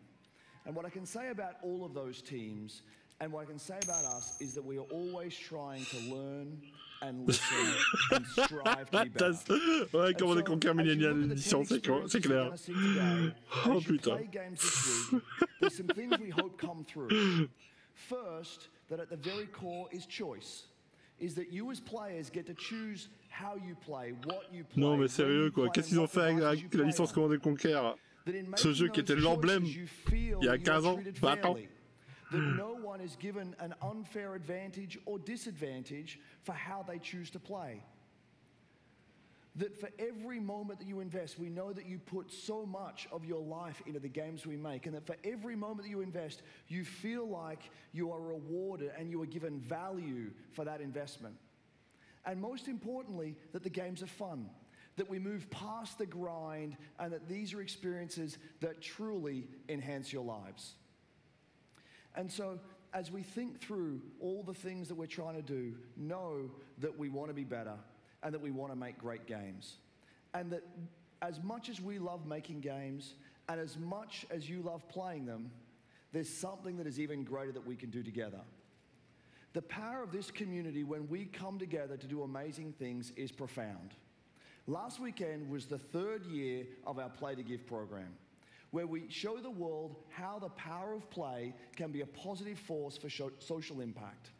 Millions of you out there participated in 9 in-game challenges in our games, logging millions of hours in support of Play to Give. And to celebrate that, we contributed a total of $1 million to 3 charities that share our vision for a more inclusive world. A world where representation and equality are not something we strive for, they are the standards. And where bullying and exclusion are not an everyday threat. These 3 organizations, the United Nations He for She, PACE's National Bullying Prevention Center, and Ditch the Label, an anti-bullying organization, all are doing great work, and we're proud to support them through Play to Give. And thank you for your support. Thousands of us at EA and millions of you together doing immeasurable good because we love games. Thanks for being with us, and thanks for the incredible privilege of making games for all of you. Now, without further ado, let's take a look at Anthem. Et voilà Anthem. The gods vanished and left our world in chaos, creating, altering, destroying. The anthem is all that remains.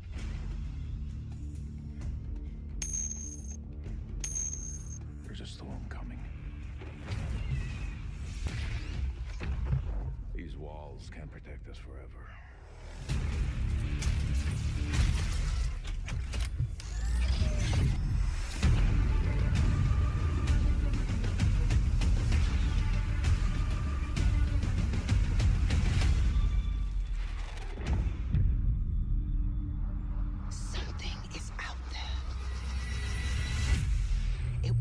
Destroy us all.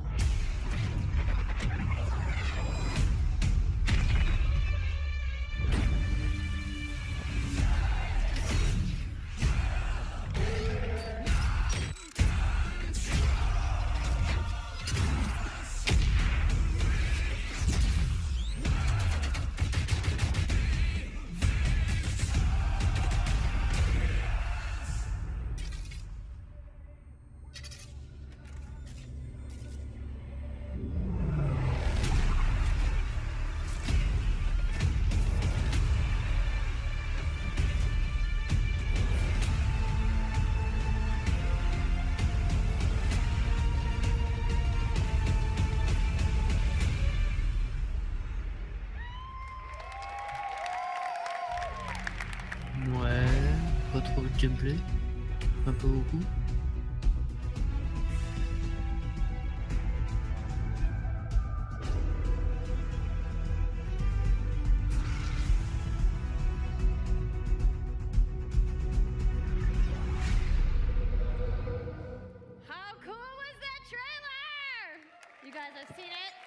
Ça allait pour le son là.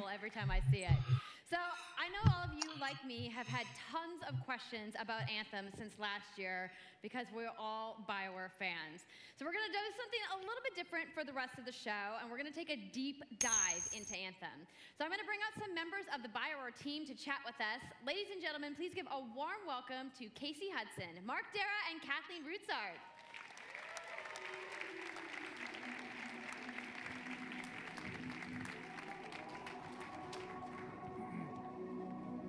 Il y a du monde, Casey Hudson, Mark Dara. All right, thanks guys. Thanks for coming out today. Just got a little game to show, right?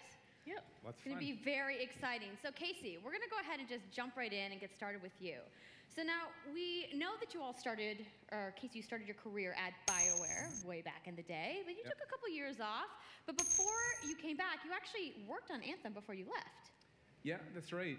So, you know, first of all, it's amazing to be back. It's awesome to be making games for BioWare fans. You know, we have the best fans. So it's been super satisfying to come back to it. And, you know, I just want to be able to continue the legacy of the studio. And that's kind of where it started with Anthem, is just thinking about, you know, what is the evolution of a BioWare game? And we wanted to create a brand new world for people to discover. You know, a whole new world of story and character. But we also wanted to do something that was, you know, more of a dynamic and living world, a game that would change every time you came back and played it. We also wanted to do something where, you know, if you wanted to invite your friends into it, then you could do that as well. So that was really the initial vision of the game, not an MMO, not a multiplayer game with stories sort of bolted on this side, but something new and different. And I think the team has really captured that vision over the years. Your fans really love the stories from BioWare, but I think we're kind of curious how you're planning to make story work in this shared world. So a great story for BioWare is really about characters that you can have a connection with, choices you get to make, and feeling like the story is about you. In a lot of multiplayer games, those things get diluted because you're mixing multiplayer and storytelling into the same areas. Now you can build a solution to that, but you have to really build it into the core of the game. And that's what we've tried to do with Anthem. It's what we call our world, my story. So when you're out in the open world, the world is really dangerous and you're focused on your mission. And this is where other players should play with you. The thing that's really interesting about this, it's unique for Anthem, is that this is a living shared world. So whether there's weather, or it's nighttime, what we're experiencing together. Everyone that's playing Anthem at a moment is seeing the same thing. And this is what we mean when we talk about our world. It's a shared world that we all experience together. But then when I finish my mission, I come back to a base like Fort Tarsus. And this is a single player experience. I turn in my rewards, I talk to some characters, I experience the choices of my action. And this is where your story really lives and breathes. And by doing it this way, we're able to combine that impact and agency of a single-player story with the fun of teaming up with your friends to play co-op in combat.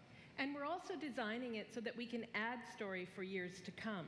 So one of the first things that we hear when from our community is they want to continue to play in our worlds. When they've finished Mass Effect or Dragon Age, players want more story. And so we've designed Anthem in a way that we can actually add more story for years to come. And it could be anything. A new moment with a character that you've grown to love. Non, chez moi ça marche là. Ils sont en train de montrer des concept art. Or an entirely new storyline and plot. Well, I'm certainly not going to complain about more story. I don't think anybody out there is going to either. So Kathleen, I wanted to ask you, from a writing perspective, since you are the lead writer, can you speak to what it's like to create a new world like Anthem from the beginning? Well, what's really exciting for us, ouais, mais ça on le savait déjà l'année passée qu'il était beau. The designers, the artists, is that we're creating something new and mysterious for players to discover. Il y a une Stargate. At the heart of the premise of Anthem is a world left Il y avait une Stargate. Il y avait une Stargate. Their massive tools, and those tools are in constant conflict with this unknowable force called the Anthem of Creation. And the chaos of those things pushing against each other means that the world is constantly being reshaped in new and unpredictable ways. Yeah, violent storms, mutated creatures, gigantic monsters. It's a dangerous environment that you need to wear a suit of powered armor, a javelin, to be safe in. Now, something I think a lot of players out there maybe don't stop to think about is just how much work goes into creating a new intellectual property or IP, as we've been saying. Now, we've seen all these different creatures, and Mark, you mentioned the storms. What's the process of creating a game like from scratch? Yeah, it's something we've done a few times at BioWare. And really the hardest part is getting started, just kind of getting off the blank page. So what we try to do is we think about the new experiences that we're trying to unlock for players. So, like, what is the fantasy fulfillment? C'est clair que ça doit pas être évident pour le moment de partir avec une nouvelle licence quand même.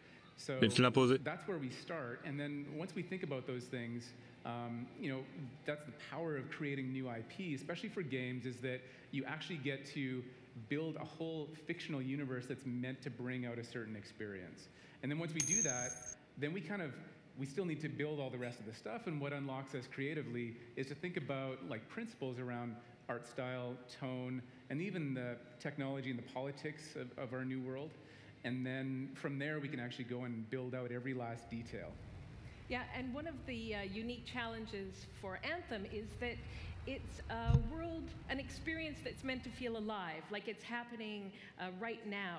And so the world is always changing, whether the storms, seasons, and yeah, it's a really great concept to write for, because what it means is it gives us the opportunity to drop into the world, almost in real time, a dramatic event that changes the world for everyone.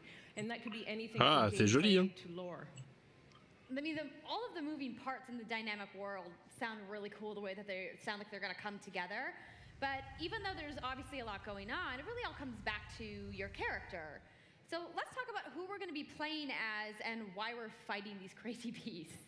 So you are a freelancer, uniquely skilled to pilot these Javelin exosuits.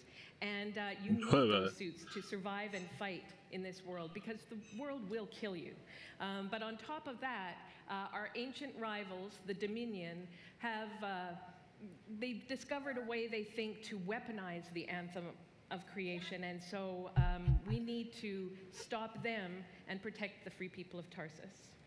Now, I've heard you call this power armor a couple different things. Is it a suit? Is it a javelin? Like, what's the canon term here? We call them javelins, and there are 4, and they each have unique abilities. There's the Ranger, and then there's the Colossus, the Interceptor, and finally the Storm. Tu peux précommander. Yeah, so each javelin gives you a different way to play the game.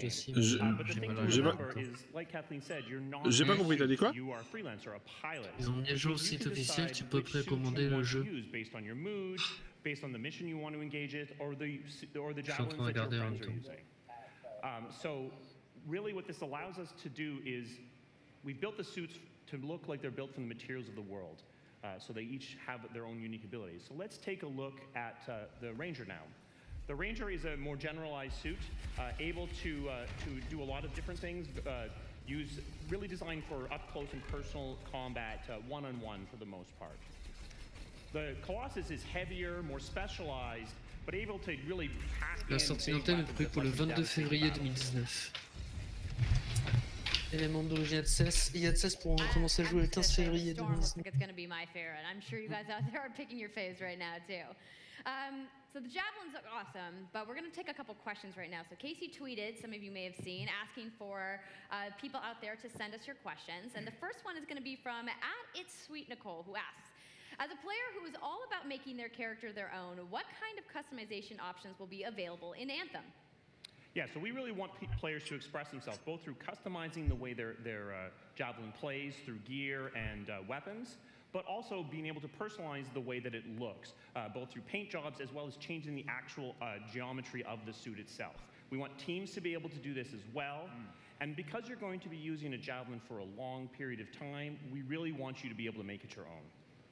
I'm glad you brought that up because actually, C'est des vraies armures, les has salons. a question Pas le connected to métinos. customization. Monetization. How, when, loot box, cosmetics. Yeah, so we are going to have some cosmetics and vanity items that you'll be able to purchase, but you're always going to know what you're going to buy before you spend any money on it. So no loot boxes, no ability to pay for power. So that means no ability to spend money on gameplay advantage at all within Anthem. But even more important than that, we want to make sure that Anthem is an immersive experience that feels like it's complete from the get-go. So that means a main story, a big open world, and an ongoing service that provides new content for a long period of time. New story, new experiences for everyone. Well, I'm glad to hear that I can make my javelin pink. That's really all I wanted to know, I'm going to be honest. All right, Casey, we talked earlier about this being a co-op experience. So can you tell me a little bit about how the team gameplay in Anthem's going to work?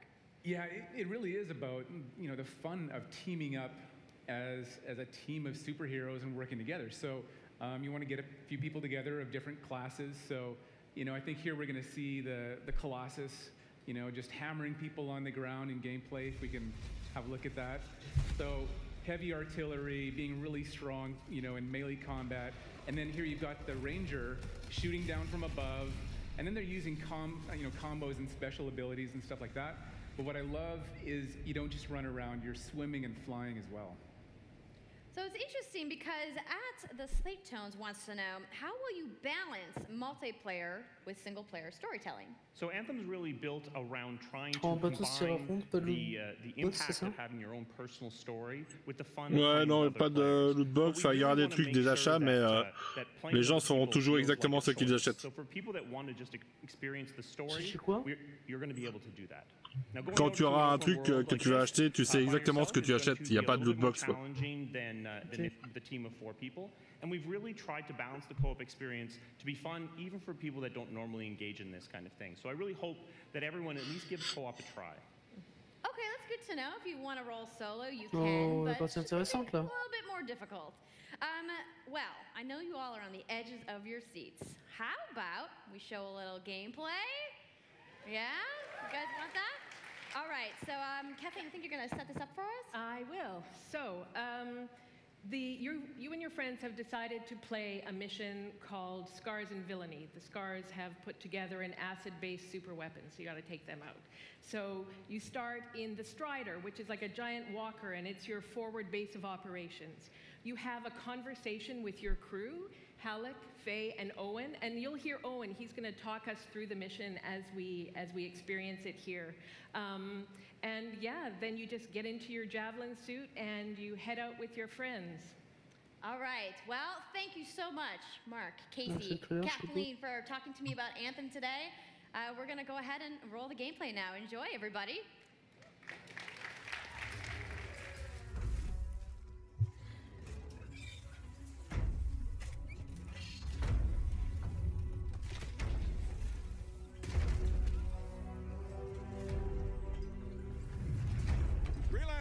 Time to get to work. Faye said these bastards made some kind of acid. They're using it as a weapon. So, find where they're making this garbage and shut it all down.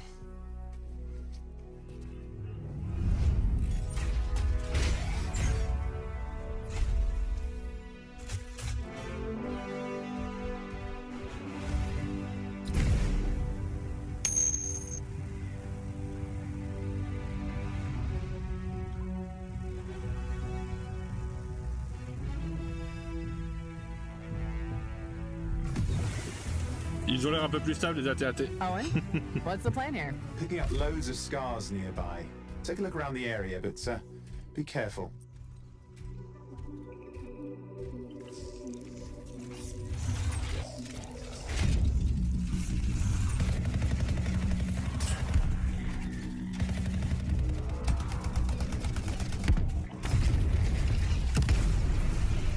Ça a l'air grand. Right.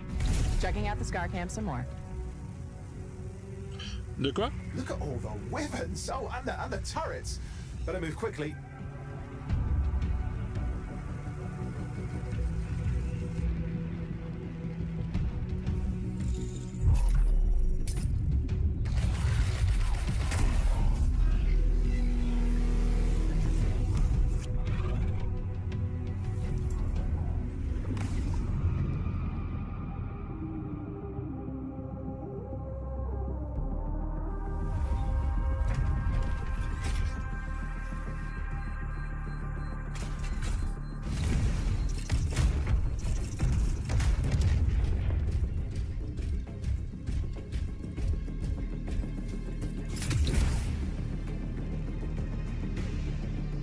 There's a shaker relic. Wait, something's odd. Get a closer look, would you? See those radiant pieces of energy? They're echoes from the Anthem of Creation. Loads of scars nearby. Be careful.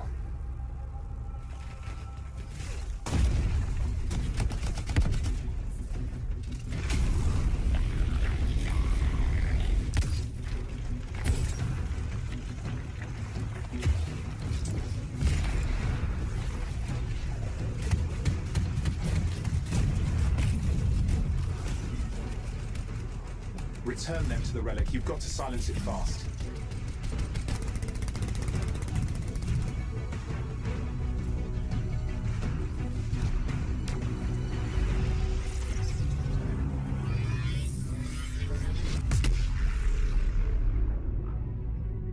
It's gone silent.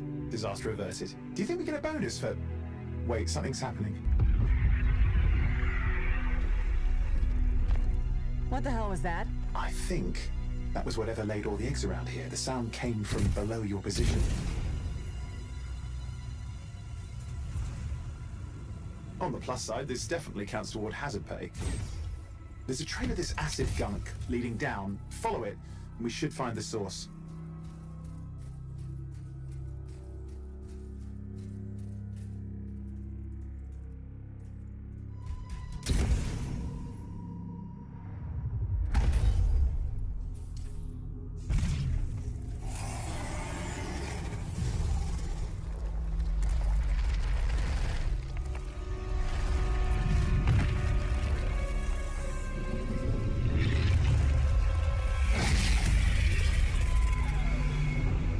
T'en penses? Que ça a l'air de péter sa classe. Allô? Allô? Ouais, je suis là. Tu m'entends? J'ai pas entendu si ça coupe en fait quand tu parles. Ouais, c'est parce que j'ai appris. Ça a l'air de vraiment péter. C'est vraiment terrible quoi. C'est peut-être un peu mou, mais faut voir après sur des phases plus difficiles ce que ça donne. Là, les ennemis, c'est en facile, je suppose. En tout cas, il impressionne au niveau graphique quoi.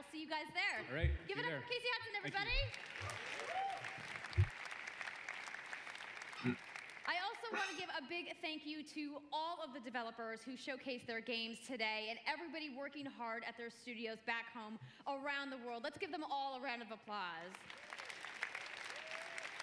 Now, some of what you saw today, you guys have to wait to play. But you guys, EA has so much available right now. Now, for those of you keeping score, you can get your free trial of déconne pas toi. Remets la vidéo. FIFA 18's World Cup today. And Andrew told us about the free trial of Origin Access. Yarny is back with a buddy in Unravel 2, which is also available today. Plus, you can take on your friends in Command & Conquer Rivals starting today as well. Now, that's a lot of available stuff that's out today. Is anybody ready to go home and download anything? No? You're like, I just want to go outside into the fan fest. I get it. So I want to let you guys know to keep your streams going because in just a few moments, the FIFA 18 World Cup live tournament is going to begin. I'm going to head outside and check out the games, but I want to thank everybody for coming down to EA Play today and watching the press conference, and have a great weekend. Et ben voilà. Bon, la suite m'intéresse un petit peu moins, donc, mais je vais essayer de tourner en fond.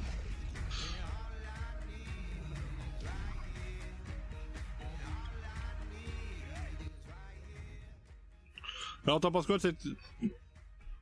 Alors t'en penses quoi de la conférence? Bah Battlefield 5 a l'air super beau déjà. C'est fini, je crois que ça dure 2 heures. Apparemment la suite c'est un tournoi FIFA. Battlefield 1 a l'air super beau pour le gameplay.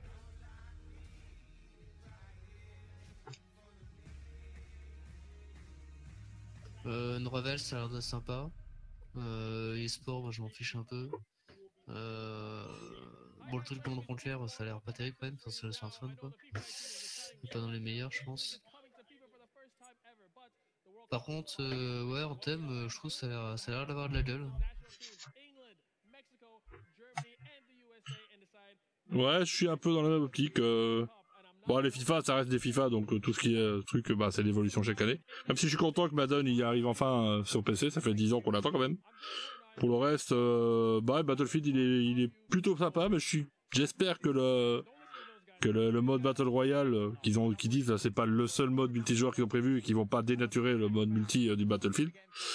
Pour le reste, j'ai bien aimé le troll de Star Wars là avec le truc Jedi Fallen Order pour dire hey, on va faire un super jeu et puis on montre que dalle en fait. C'est scandaleux.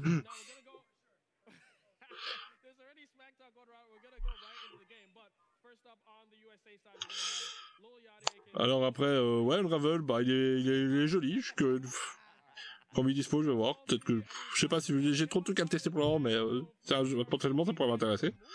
Je sais pas, ouais. Sea of Solitude, il me titille, le niveau design il est sympatoche. Pour les autres jeux de sport, bon, c'est pas trop ma tasse de thé. Alors là, par contre, le blasphème qu'ils ont fait à Command & Conquer, mon dieu, qu'est-ce qu'ils ont fait? Franchement, c'est honteux. Et en thème, ouais, bah, ça a l'air pas mal. Maintenant, comme on me dit sur mon chat là, faut se dire quand même un truc. J'espère que ça va être bon parce que c'est quand même Anthem qui a enterré Mass Effect, donc ils ont pas intérêt à se foirer quoi. Bah tu vois, ça par exemple, c'est pas du tout vrai en fait, parce que Mass Effect était. Bah, ça encore une fois, c'est. Enfin, tu peux répondre si jamais tu réponds sur ton chat, tu pourrais dire que c'est pas du tout vrai en fait, parce que Anthem a commencé à être en conception en fait à la suite de Mass Effect 3. Parce que l'équipe de Mass Effect, la trilogie principale, était donc partie sur une nouvelle licence qu'on a appris donc c'était Anthem. Et Mass Effect Andromeda a été donné du coup au studio qui était responsable du multijoueur de Mass Effect 2, Mass Effect 3. Comme je disais, c'est leur premier jeu. Mais Mass Effect Andromeda n'a pas du tout été déchargé à cause d'Anthem, quoi. Ça n'a rien à voir en fait. C'est pas vrai. Il n'y a pas du tout de lien entre les deux jeux là.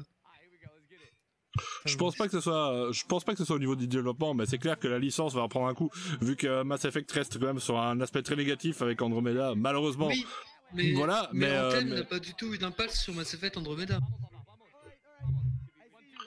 Non, je pense pas. Si Mass Effect Andromeda avait été un carton, les deux licences auraient sûrement coexisté, quoi, mais...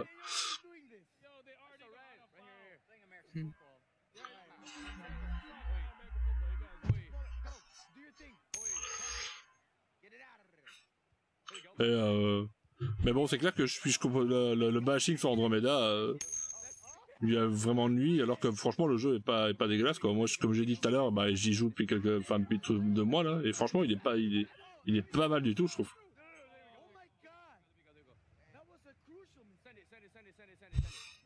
Bah là, tu vois, Titi, pour ce que j'en vois, moi je trouve que justement le scénario il est pas mal, moi, pour ce que j'en suis, hein. Je trouve que justement ils ont fait plus de travail au niveau du personnage. Ça y est, c'est officiel pour Unravel 2.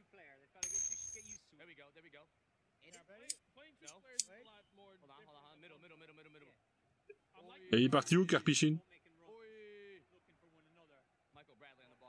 J'ai trouvé la fiche.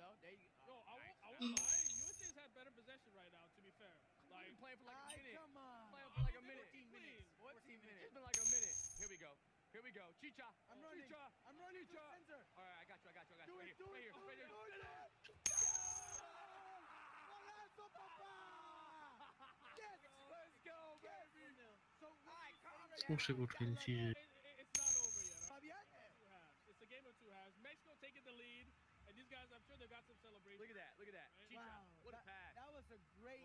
Je vais te laisser là par contre.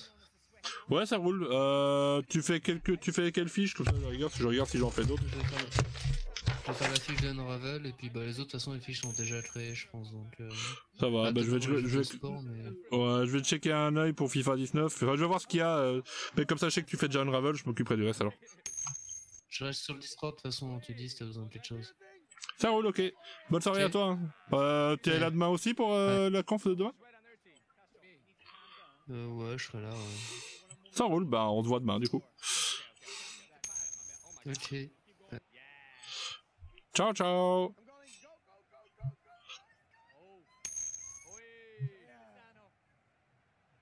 Bon, moi je fais un AFK 2 minutes, Taz, Titi, je reviens. 2 petites secondes.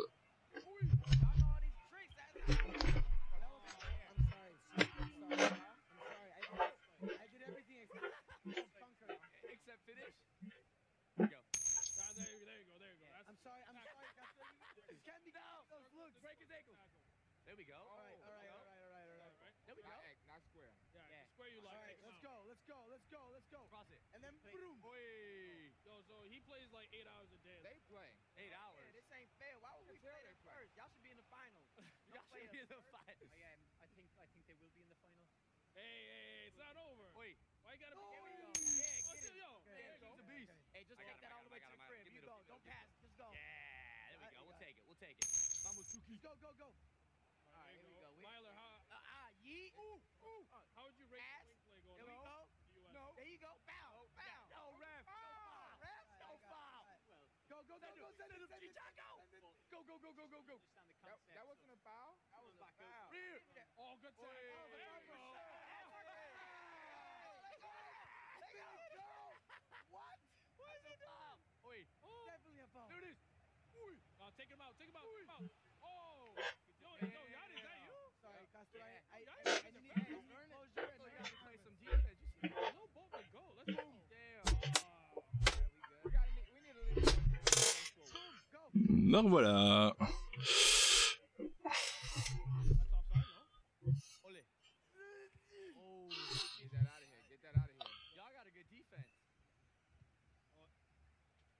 Tournoi FIFA, ok. Bon, alors, du coup, on va peut-être diffuser autre chose. Je sais pas trop ce que je pourrais mettre. Bon, on va rester là de toute façon.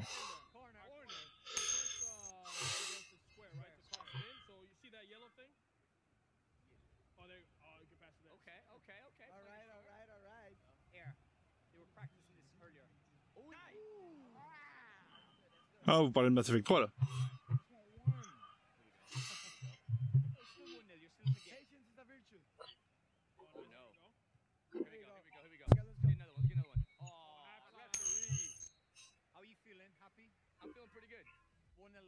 It's been a very balanced game. Bax, what are you thinking? I feel horrible. Yeah, I don't want to talk to nobody. All right, let's get that. Here we go. We need a second goal. I'm running. Very still. Right here, middle. One more. Do it. Bon allez, je vais couper le stream à ce niveau-là. Bon, ça c'est le truc de FIFA là ne m'intéresse pas plus que ça, je vais m'occuper des fiches. Titi, Taz, si vous voulez, je vous rejoins le Discord en vocal si vous avez envie.